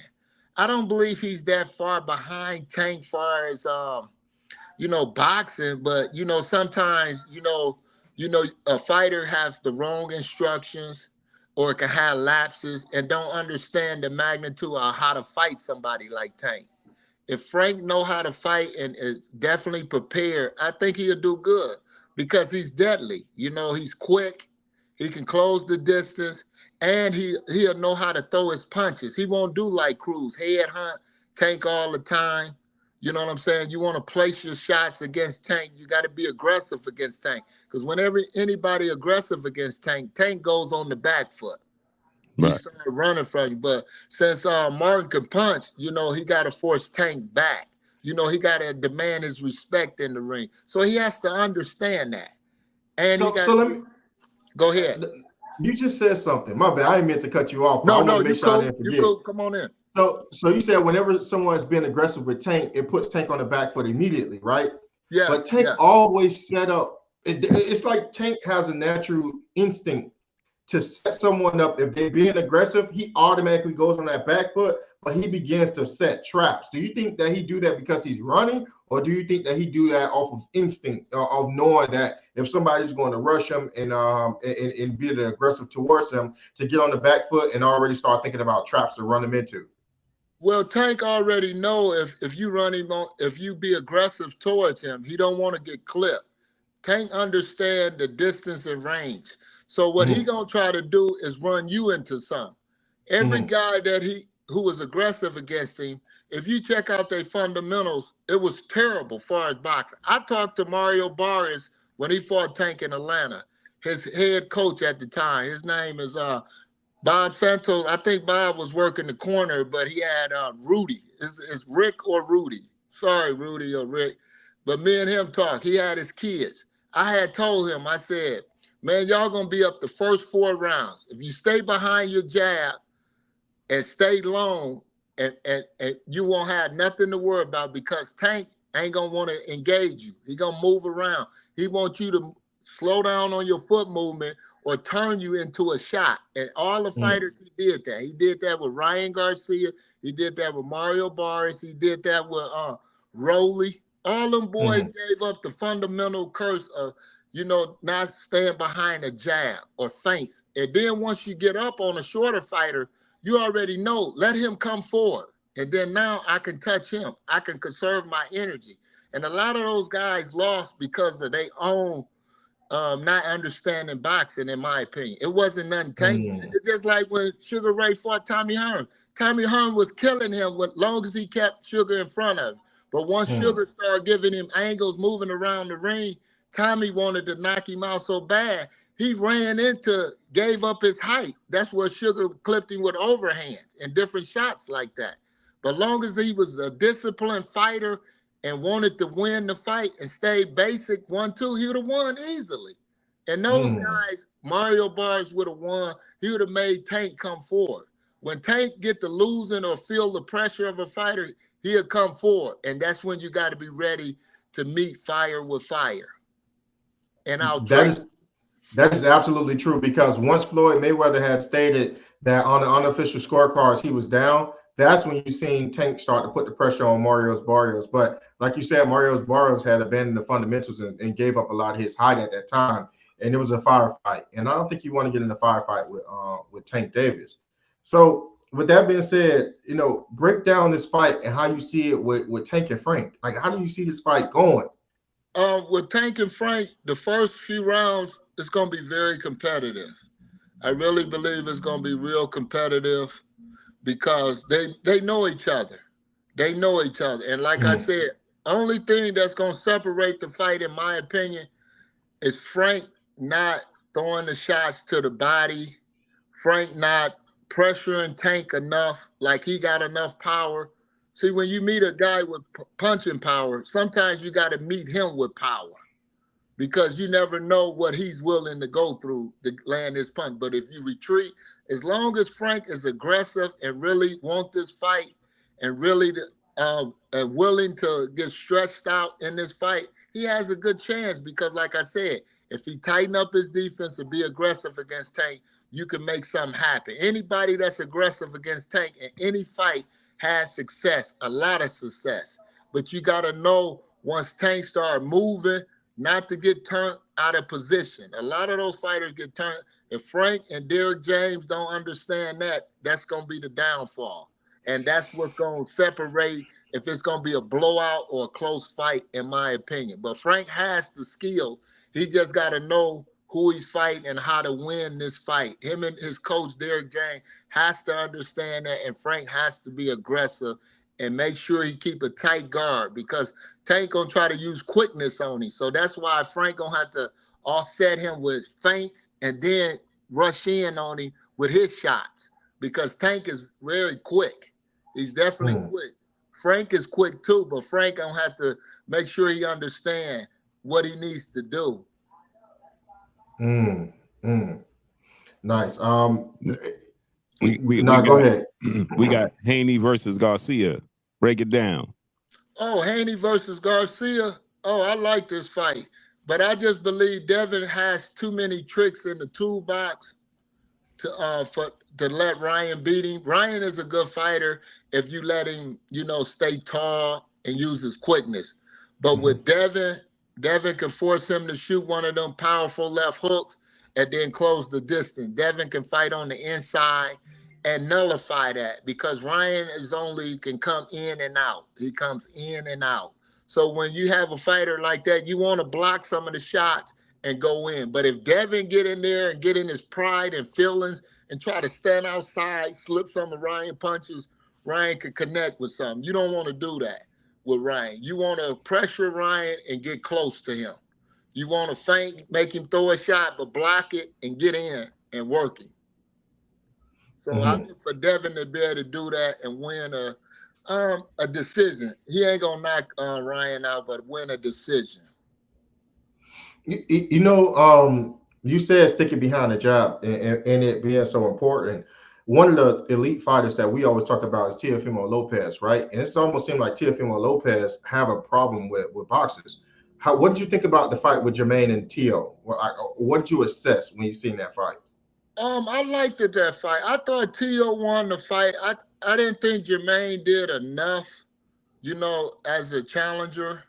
You got to really bring the fight. He had moments, you know what I'm saying? But you got to really fight, you know what I'm saying? So if he knew if he'd have really fought Teo, he knew what would have happened. So that's why he had that tactic. And plus, he wasn't busy enough. You can have that tactic, but you got to make sure you have clean, effective punches so it won't be no debates like we having. Then people will say that's a robbery. But with this one, it could go either way if you like T.O. or you don't like him. But I just believe T.O., with that fight, that shows like a Devin Haney, the upper echelon, Shakur Stevenson. Okay, this is the blueprint right here. We done seen this over and over again. So when we fighting, we got to be on top of this like this. But then we're going to make him count. We're going to touch him. Instead of pulling out like Ortiz. Like Jermaine. Yeah. Yeah, Jermaine Ortiz, like he was doing, we're going to stay in the pocket and just block his shots and touch him so it can be more clear. So those type of fighters can do that. Jermaine wasn't willing to do it for whatever reasons because he knew T.O. beat him in the amateurs and then he knew T.O. can crack. So it was different reasons. And plus Jermaine defense, is it really solid like that with his hands or just with his movement? So that's why I used that tactic. But me, they could run it back if Bob will pay for it. T.O. will love it if he ain't got no big fight. I have to believe T.O. is the better man in that fight, and that's it. So how you see the Devin Haney and Ryan Garcia playing out? How what's the end results? Oh, I got Devin Haney winning. I got Devin winning for two reasons. Like I said, he has more tools. And plus with Ryan Garcia, Ryan just has to put up a good outing.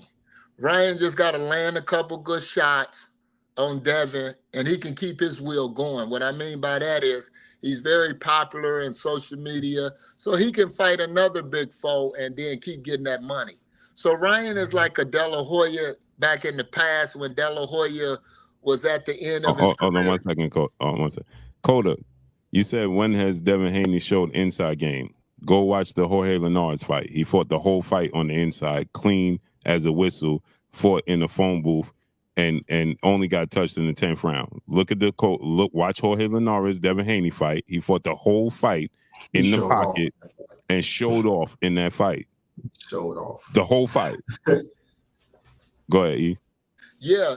I just believe Ryan Garcia is like Oscar De La Hoya. He's definitely mentored after Oscar, especially when Oscar was in his latest career, when Oscar was fighting certain fighters, just getting money and letting them win, in my opinion, like he did with Mayweather. I think that was a business deal because Oscar, in my opinion, could have whooped him if he'd have stayed behind the jab, stayed long, and let his hands go. But when he came and worked for Golden Boy Promotion, it seemed like it was just a business deal, like with Bernard Hopkins. So I just believe when you're a star like Ryan Garcia and got the Mexican fans who's willing to pay money to see him, he can fight anybody, whether he win or lose. He just got to put up a good fight. And I believe he will put up a good fight against Devin because of their styles. Plus, they done fought each other because Devin going to have to close that distance against Ryan, and Ryan can jab, and Ryan can shoot a right hand and hook. So that's why with Derrick James to be able to make it more competitive on that standpoint, so the fans can keep buying into what he's selling. So I think it's going to be a good one, but like I said, I just believe Devin going to win by a majority decision or something like that. 4K nephew in the super chat, much love. Fo said, I also think Devin will show an inside game. Oh, yeah. He said Ryan, but then he said, I meant Devin. Yeah. Yeah, he has to because you don't want to play with that fire with Ryan. Ryan hands is fast, lightning fast, and power. You don't want him to establish none of that. If I was Bill and they team over there, we got to get in the inside. Once he throw a couple jabs, we'll act like that, but keep your hands up and get right on it. To keep pushing him back. We got to push Ryan back to offset him. We can't let him come forward. If he come forward, we got to slip or block and get right on him. Easy work for Devin, in my opinion. Salute the nephew, 4K, back in the building, back in the super chat, dropping that Cinco on us in the super chat. I meant Devin will show an inside game to neutralize that hand speed of Ryan. I agree with that. That's right on point. You know what? I've seen Tank with Ryan fight, and Tank didn't fight him on the inside. Tank fought him on the outside, surprisingly, and he was short. So I was Ryan was the aggressor that went after Tank, right? And that's how he got clipped in the second round. But here's the thing. Like I don't know if fighting on the inside is the smartest plan to do with Ryan.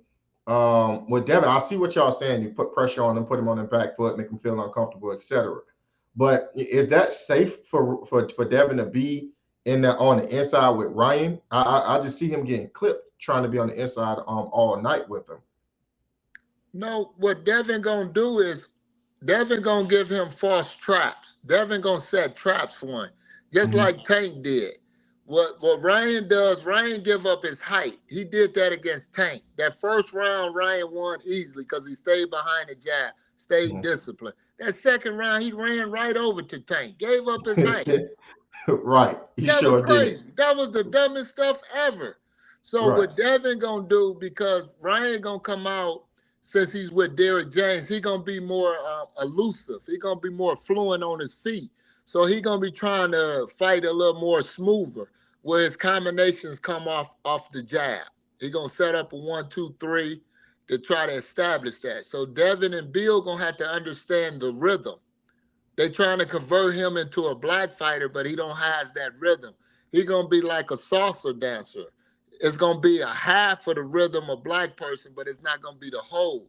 So Devin them has to understand that, and they should understand what punches is going to come off of that. And then once that punch come off of there, we can close the distance and get work or go over the top, because once Ryan shoot that left hook, he gets wide with his shots. Ryan, that's his flaw.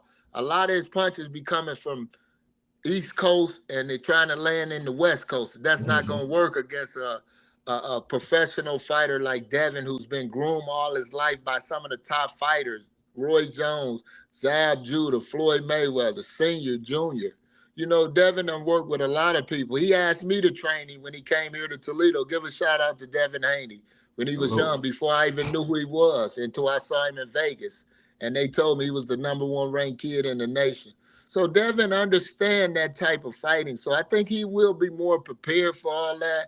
And I think, like I said, he going to close the distance and outwork Ryan.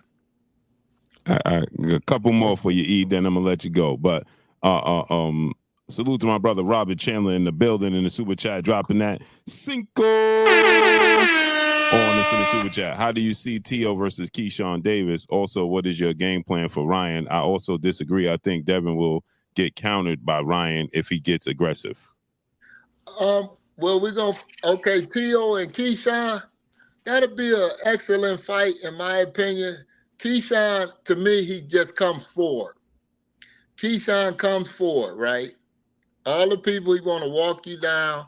So T.O. has good movement. T.O. has good angles in the ring. He has good movement, different things. So he gonna have to offset Keyshawn Davis with that. He gonna have to offset him and hit him with some power shot, because we never seen Keyshawn Davis really get hit with some real power from a meaningful fighter. But all that just walking forward, that ain't gonna happen against top echelon fighters. He got to show you more. He got to show you that he can work on the outside and stay disciplined as a fighter, outbox. I haven't seen that with Keyshawn. I don't believe that style is effective for him. You might have to go back when he was in the amateur days to see what style that was real effective against him, that beat him, that gave Andy Cruz. Andy Cruz, a mover, a good mover, and different things of that nature. T.O. moves good. To be a Honduras, he moves good. He had good punching power, different things. So it would be an excellent fight. Yeah, it definitely will. But like I said, anybody that moves against Keyshawn Davis is going to give him a fit of blues. So right now, he ain't fighting nobody that can move. But when he do, you're going to see the truth about Keyshawn Davis. But with Devin, as far as him being aggressive, he going to have to, because you can't let Ryan get comfortable. If you let Ryan get comfortable letting all those combinations go that he can throw with his hand speed, you're going to be in a world of trouble. You got to be able to close the distance. You got to be at that point, then close it so Ryan won't know. And then his foot movement, in and out, that salsa type of dancer, you can counteract that.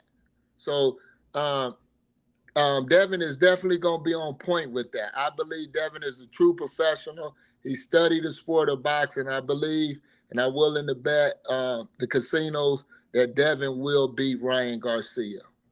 Well, I do agree with that he will be Ryan. He just got to be he got to be disciplined because Ryan do have freak speed and freak power. I definitely agree with that. With Sabril Matisse, what do you think about Sabril Matisse? A lot of people saying that they think that Devin Haney cannot beat a Sabril Matisse. I believe that Devin Haney can beat a Sabril Matisse. I think that Sabril Matisse is tailor made for Dev. But in your opinion, what do you think about Sabril Matisse? Sabril Matisse is just a come forward type of guy. My guy from here, I can't think of his name. He fights out of Detroit, but he fought here in Toledo at Soul City. Give a shout out to my guy, Otha Jones, who runs Soul City. They had that guy up here. His name was Soldier. I know I'm butchering his name, but this was Matisse's last fight. It was a good fight. Remember the guy came out, he was touching Matisse. Matisse just started walking him down because of the inexperience and of the movement and understanding the magnitude of this fight. I just believe, like I said, with Devin being groomed as much as that, and as long as Devin stayed disciplined, the only times I saw Devin get hurt or, do something bad is because he tried to act like he had power. But when he stick to boxing, he's beautiful. And against a person like Matisse, you have to be able to give angles. You got to outbox him because that's all he want to do is come forward and land punching power. So Nice. as long as you can control him, you got him. The bull versus the matador in my case. Two more for you, E. I want to ask you about this. Break this down. Artur Beterbiev, Dimitri Bivol. Choose first. Hey, that's gonna be. Listen, hey, give a shout out to my dude Lonnie B. Give a shout out to Lonnie B from Vegas. He fought under the Mayweather. Every time I picked against Artur Beterbiev, yeah, I was wrong. I thought my boy Marcus Brown from Staten Island was gonna beat him easily because Marcus can move, Marcus can punch. You know what I'm saying? The length of Marcus, I thought Marcus was gonna be hungry after coming back from all the beating up the women and all the stuff he had going on. And Artur Beterbiev always proved me wrong. And then my boy Yard, I knew Yard. I said Yard gonna beat him easily. Yard was slick. He with his hands, his movement. So with Bivol has the basic technical boxing, and I believe that basic boxing. Because if you look at any of Arthur fights, he always get outboxed. He definitely get outboxed, but he put that pressure, that relentless pressure on you throughout the course of the fight. It's up to you to be able to endure and understand it. And Bivol always shown you that he has the basic 1-2. He's technically sound and everything. And plus, Arthur is getting old. At any moment, he can fall off. So in my opinion, I think I might have to go with Bivol. I've been picking against Artur Beterbiev for the longest, and I've been wrong. Give a shout out to Lonnie B. But I believe Bivol, with his basic boxing technique style, will beat him. Salute to great brother Robert Chandler in the super chat. He said, harder fight for Tank, Devin or Shakur? Ooh, you know what? I'm gonna say Shakur. The reason why I say Shakur, Devin could beat him, but the reason why I say Shakur, because Shakur is not going to take chances like a Devin. Plus, Shakur has a more cat-like, I'm a run. Devin, he'll sit in there with you, just like you saw in the sparring sessions. He'll sit in there. You get on him, Devin, to get the throwing punches back at you. But Shakur, he stayed, defensive-minded, scary-like, or whatever, don't want to get hit. And plus, he can stand right by you and pull back and counter-strike. So Shakur would definitely be a tough match for Tank because he understands distance. Shakur definitely understands distance and range. and he uses everything to win. He don't care if it's ugly or anything. He don't care about that. Long as he win, that's all that matters. That's all that matters. That's one punch. I agree. One punch around. That's it. I don't care. You know, so that'd be a difficult match because, like I said, Tank won't get him off of balance by moving. Like I was saying, you know, trying to set trap. Shakur too intelligent for that. Plus, I'm not getting hit by that. Mm-hmm. Anthony Joshua, Francis Ngannou. Oh man, this is a tragedy to the sport of boxing. Hey, this for the love of money, man. Hey, for the love of money? Yeah. Hey, this for the love of money, man. Hey, give a shout out to Your Highness. He said this, man. I'm not putting on no YouTube fight. This worse than a YouTube fight. This is worse. Hey, give a shout out to my dude Deontay Wilder because Wilder was the first one, and they knew they couldn't fake his fight. Only way they could fake it if Wilder didn't throw no punches. He would have knocked Ngannou out or whatever. But that guy, technically on a high level, no, they selling that to the public, man. It's terrible. Fury them and Your Highness them did a job on the boxing world. Fury giving all them irky jerks, not throwing punches, so they can make another big money fight. AJ probably gonna do the same thing, but AJ is way better than him. If AJ really fight, AJ will knock him out. But if it's a business deal, like I predict for the love of money, AJ gonna spare him, pick off a couple shots, let him land a couple shots, and let AJ win. Then they can have him fight somebody else, the winner of Parker, Zane, or whoever. They can redo him again. You know what I'm saying? Make it close. Recycling them? Yeah, yeah. They can make money off of it. We lose on this end, but we make up on the UFC guys. Everybody believe in this guy. You know what I'm saying? Right. But it's bad for boxing. No, that guy is like the tough man. He can punch. He's a heavyweight. He's big, but he comes down a straight line. It's easy for you to hit him. So AJ jab should be in his face, and that right hand should be coming down all the time. So it's easy work, in my opinion, for AJ. But it's a business deal. AJ is like a promoter now. So, you know, it's a business. Salute to my brother, Charles Edwin Cheese in the building, in the super chat, dropping that $500.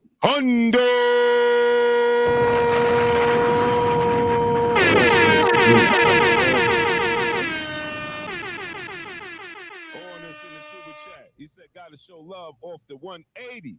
Salute to my brother, Charles Edward Cheese. Once again, dropping that $500.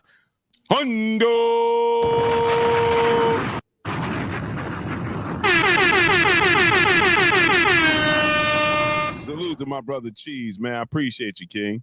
He said, gotta show love off the 180. Cheese, I appreciate you 1,000%, great brother. And remember, when we hit 300,000 subscribers, Cheese and myself will be picking a lucky winner and we'll be sending them $50,000. Once we hit 300,000 K, y'all better hit the subscribe button. Once we hit 300,000 K, Cheese and myself will be giving away $50,000. So make sure y'all hit that subscribe button. Tune in. $50,000 we giving away. Hit the subscribe button. I can't say it enough. Salute. Let me say it one more time for y'all, just in case, for the people in the back that may not have heard what I just said. Y'all might not have heard what I just said. So let's do it again. Let's say it again.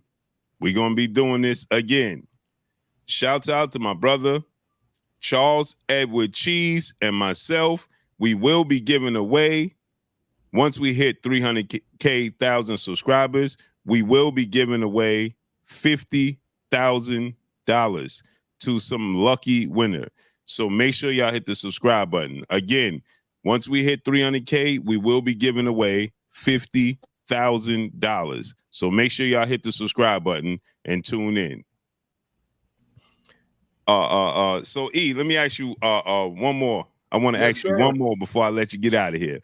on this Saturday afternoon and get to your boxing. But what's your thoughts? Because we very high on this guy, me and A-Side, and a lot of people.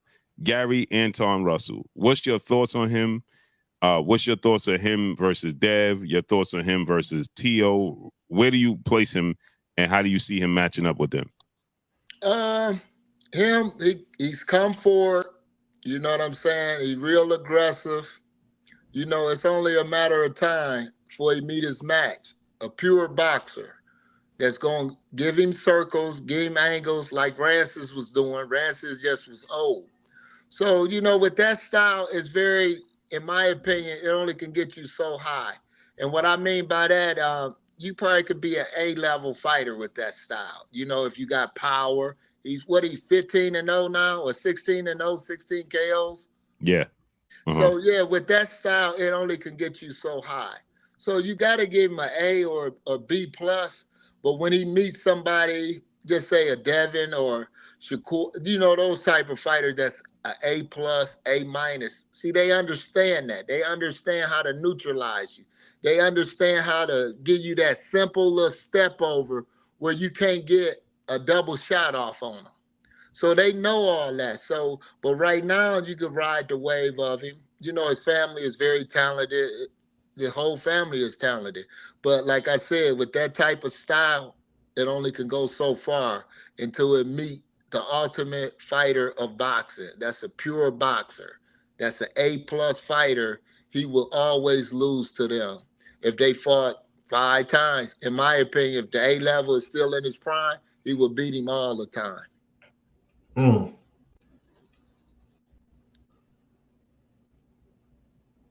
Salute to my brother, Paper Route T, brother in the super chat, dropping that Cinco on us in the super chat. I think Tank will cut off the ring on Devin and Shakur and come straight at them because he doesn't respect their punching power and KO both of them. What you think about that, E? Not really, because if you look at the sparring session, you know, if you got to look at it carefully. Who was his name? Pico? Sorry if I pronounce his name. You got to look at that. You got to look Paper Route T.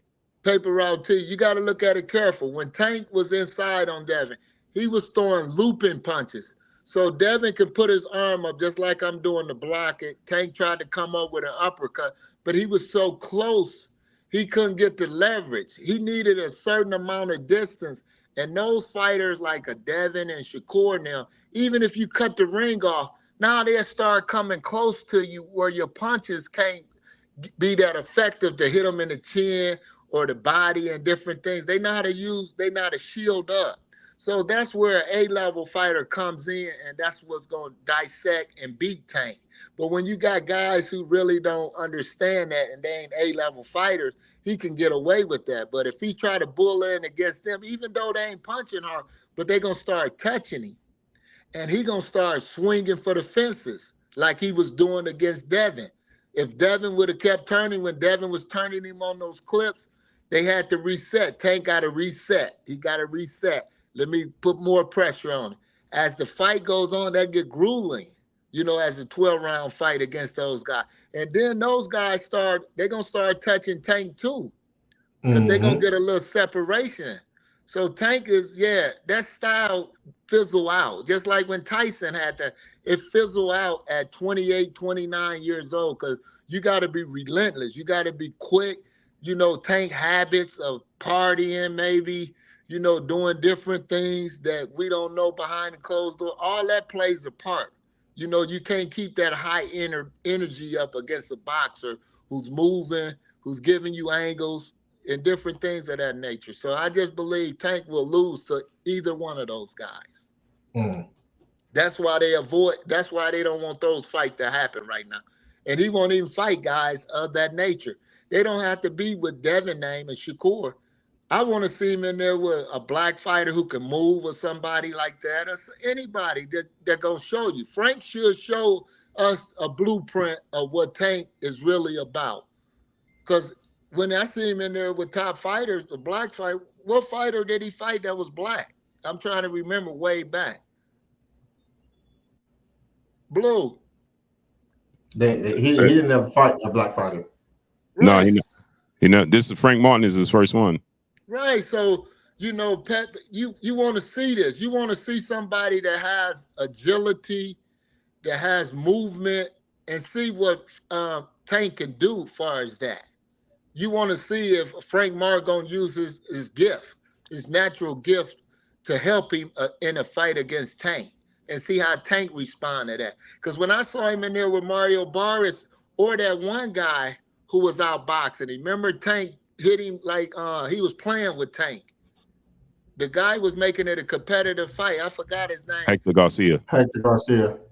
Yeah, Hector. That he was with Bob Santos. This was way when Tank fought at 130. This guy was like he reminded me. No, Santa Cruz. No, it wasn't Santa Cruz. It was the dude that started playing around. Yeah, and Tank clipped him And because Tank clipped him. Yeah. What was dude's name? But he was real confident. He was overconfident. Right, but his agility. I think I know what fight you're talking about. His agility and his movement in there gave him that. Even though he should have stayed disciplined, but it showed him that, you know, this is too much for a guy like this if you stay disciplined. See, the black fighter should be able to stay more disciplined than this guy because he was a foreigner wherever he's from. But his style still gave Tank issues, even though Tank. You said Nunes? Yes, Nunes. That's him. Yes. But see, you had to watch different things that give Tank problems, even though Tank is undefeated and knock the guys out. But you got to watch what gave him the issues. Was the guys effective? Was the movement? How did Tank fight on the inside when the guy being aggressive to him? He runs. Coda said Tank fought 3 black fighters. What 3 black fighters did he fight? That must have been way. Oh, Yuri Okus, Camboa. Yeah, he ain't. Yeah, but he gave him this. Camboa and Rolly Romero. I guess you count them. Yeah, but you know, a person like Frank should have more athleticism, a lot of more melon, and you know, a lot of more grit. He should have that grit. Frank should have grit. He's from Indianapolis. His dad from Detroit. So even though his skills, you know, because of the coaching or the game plan, but he should have that grit so people can reassess what they think about Tank after this June 15th fight, in my opinion. Okay. All right. Well, that's Blue. If you have anything else, or that's all. That's it. We'll be back on the mall. What you doing tomorrow? Was talk about these fights tomorrow because we got we got this Amanda Serrano fight tonight. Oh, okay. My girl from Brooklyn. Ain't she from Brooklyn or Staten Island or somewhere? Yeah, Amanda's from the Bronx, I think. Oh, the Bronx. Oh, yeah. Remember, she used to be at the Barclay all the time. I used to watch her at the Barclay on PBT fights. Yeah. So I think she's from the Bronx. Yeah, so I'm definitely looking forward to those. But I'm definitely gonna watch my guy Ford. I'm definitely excited about him. That's the major fight tonight. In my opinion, it's on ESPN. I'm definitely looking forward to it. Give a shout out to Toledo's own big baby Jared Anderson. Albert Bell got a major fight coming up March 22nd. Hopefully this is his last fight before he fight for the WBO title that Emmanuel Never Read vacated. So I'm hoping for Albert Bell to finally get his shot for glory.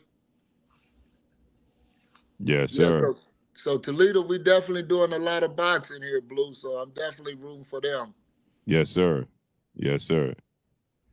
And you that's what you think about that situation. Oh, let me get your thoughts on that. Paper Route T, brother in the super chat, dropping that Cinco on us in the super chat.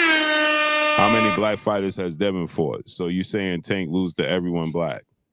No, I didn't say that. Paper Route. No, I didn't say that. We're talking about the style. Yes. But yes. What's your thoughts on Jared Anderson in that situation, man?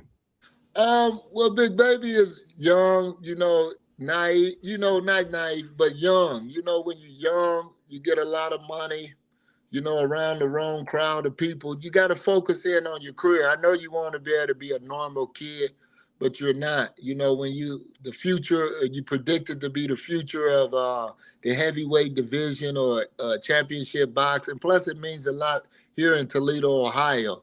You know what I'm saying? So Jared definitely has to rethink some things. Thank God the guy was on his side, that he didn't get injured in the crash or did nothing happen bad. But hopefully, you know, this will wake Jared up and make him realize he's definitely blessed, and he definitely has a calling to do, and that's the box. All this other stuff, far as partying and driving fast, those cars is dangerous. You don't want to get paralyzed, like some fighters riding motorcycles, different things of that nature. You just want to focus in on your craft, you know. So hopefully Jared will learn from this. I know his moms, I know his coach. You know, Toledo's a small city. We happy for it. And Jared and Frank Martin, I think they'll fight maybe when it's a title eliminator, but not right now, because Jared is already forecast to be the next heavyweight champion. And with his age, he don't have to take a risky fight like that. That's why he's fighting guys you might not have heard of or different things of that nature, because he can just wait his time out, because all the heavyweights are typically older. They ready to go after another year or so. So he can just be patient. And then with a great businessman like my boy Jay Prince, you know, that's what they gonna do. And Bob Arum, they know how to market it. And plus, he's highly ranked in the WBO. That sanctioning body is with ESPN. So he might get a fight at Zilly Zane. If Zilly Zane beat Joseph Parker, like I predict, you know, he might get a shot. Jared can win that interim belt, because that would be a next fight. I believe Bob, or what you call them, be probably willing to put the money up. Mm-hmm. Yeah. Plus, Zane is 40 years old. If you can't beat a 40-year-old guy, you know what I'm saying? You got to rethink your career, and you're 24, 25 years old. Plus, that would be the best way to go, in my opinion, because Jared is already ranked number 2 or 1, close to 1. He's 2 or 3 in the WBO. So I would go that route. Fight Zilly Zane next, or Joseph Parker. That'll be easy, because the belt's going to be tied up for another year with Usyk and Fury. So that ain't going to be available to 25. And so you can slide a fight like that, especially if them boys look diminished after they fight. You know, you offer Zane a nice payday, or Parker. You know, they'll take it. Yes, sir. Well, we appreciate you, E, coming through, man. Oh, thanks, Blue. All the time, anytime. Yes, sir. Yes, sir. Appreciate you, great brother. Salute to you, great brother. All right, A-side, definitely. Salute. All right, Yes, E. sir. I'll hit you up tomorrow. Okay, then do that. All right. All right. All right. Salute my brother Robert Chandler in the super chat. Much love, brother.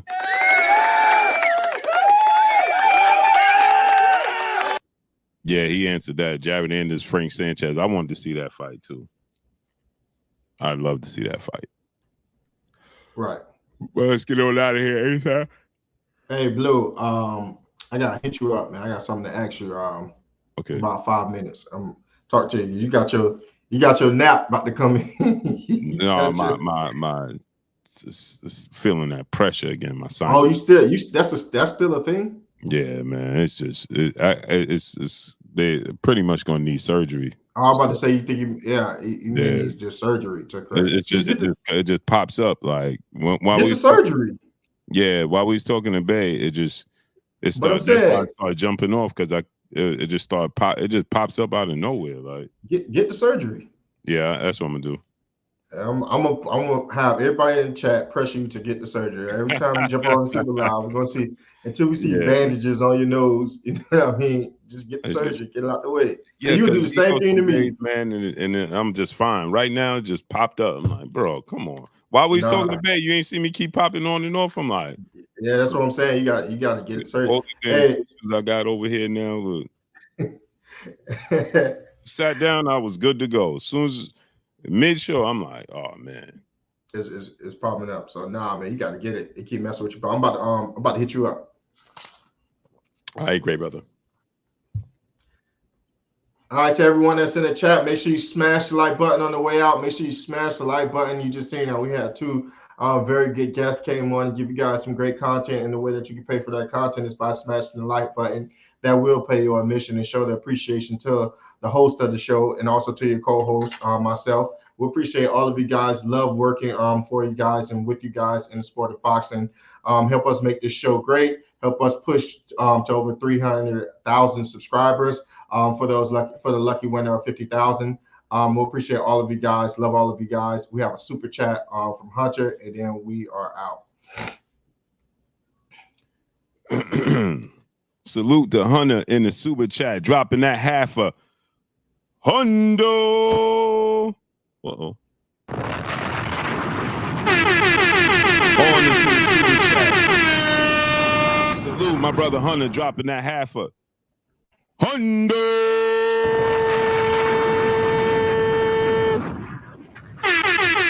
On the super chat. He said good night.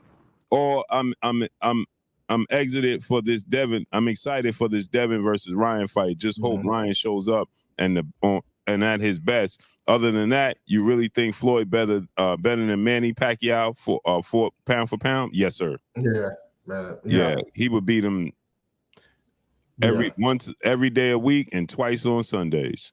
Yeah, I agree with that. Yeah, Manny Pacquiao was more exciting, but Floyd Mayweather was a better fighter. And the thing that makes Floyd Mayweather better and the things that make Manny Pacquiao exciting is the flaws. Maya Egypt, peace of blessings, Queen. Salute, Maya Egypt. Yeah, the flaws that Manny Pacquiao have is what makes him exciting. Salute, Yvonne Houdini. If that makes sense, Hunter. It's the flaws that Manny Pacquiao has because he's limited in his overall fundamentals, but he's very fast, very explosive, and has power. So that makes him exciting. You see what I'm saying? Big Herm, salute. That makes him exciting. But Floyd Mayweather's fundamentals and his discipline and his accuracy makes him boring because he's textbook. So it's like I always use this example when you have Kevin Garnett and Tim Duncan. Tim Duncan is the better player. He's more consistent, but Kevin Garnett is more exciting. Tim Duncan gonna dunk the basketball and shoot the basketball at an extremely high percentage. Kevin Garnett is gonna make it exciting, but the reason he's making it exciting is because he's gonna shoot low percentage shots that make you go, you know what I'm saying? He gonna do stuff to make you go, oh, he made that, oh. But Tim Duncan just gonna turn around and just bang, easy, turn around, run up the court. Kevin Garnett gonna make it hard. He gonna do this pump fake. He gonna go up underneath. He gonna do, you know what I'm saying? Like low percentage shots. Showmanship, man. It's something to be said about showmanship, man. People love that show. Both great, but Tim Duncan won 5 championships. Kevin Garnett won 1. Right.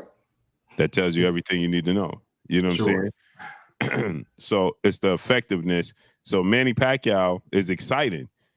He gonna double jab, bang. He gonna get dropped, bang. He gonna drop you, bang. Then he might overwhelm you and knock you out. Floyd Mayweather just gonna pluck you off, boop, bang, bet. He gonna make it look easy. Easy is boring. Hard is exciting. You know what I'm saying?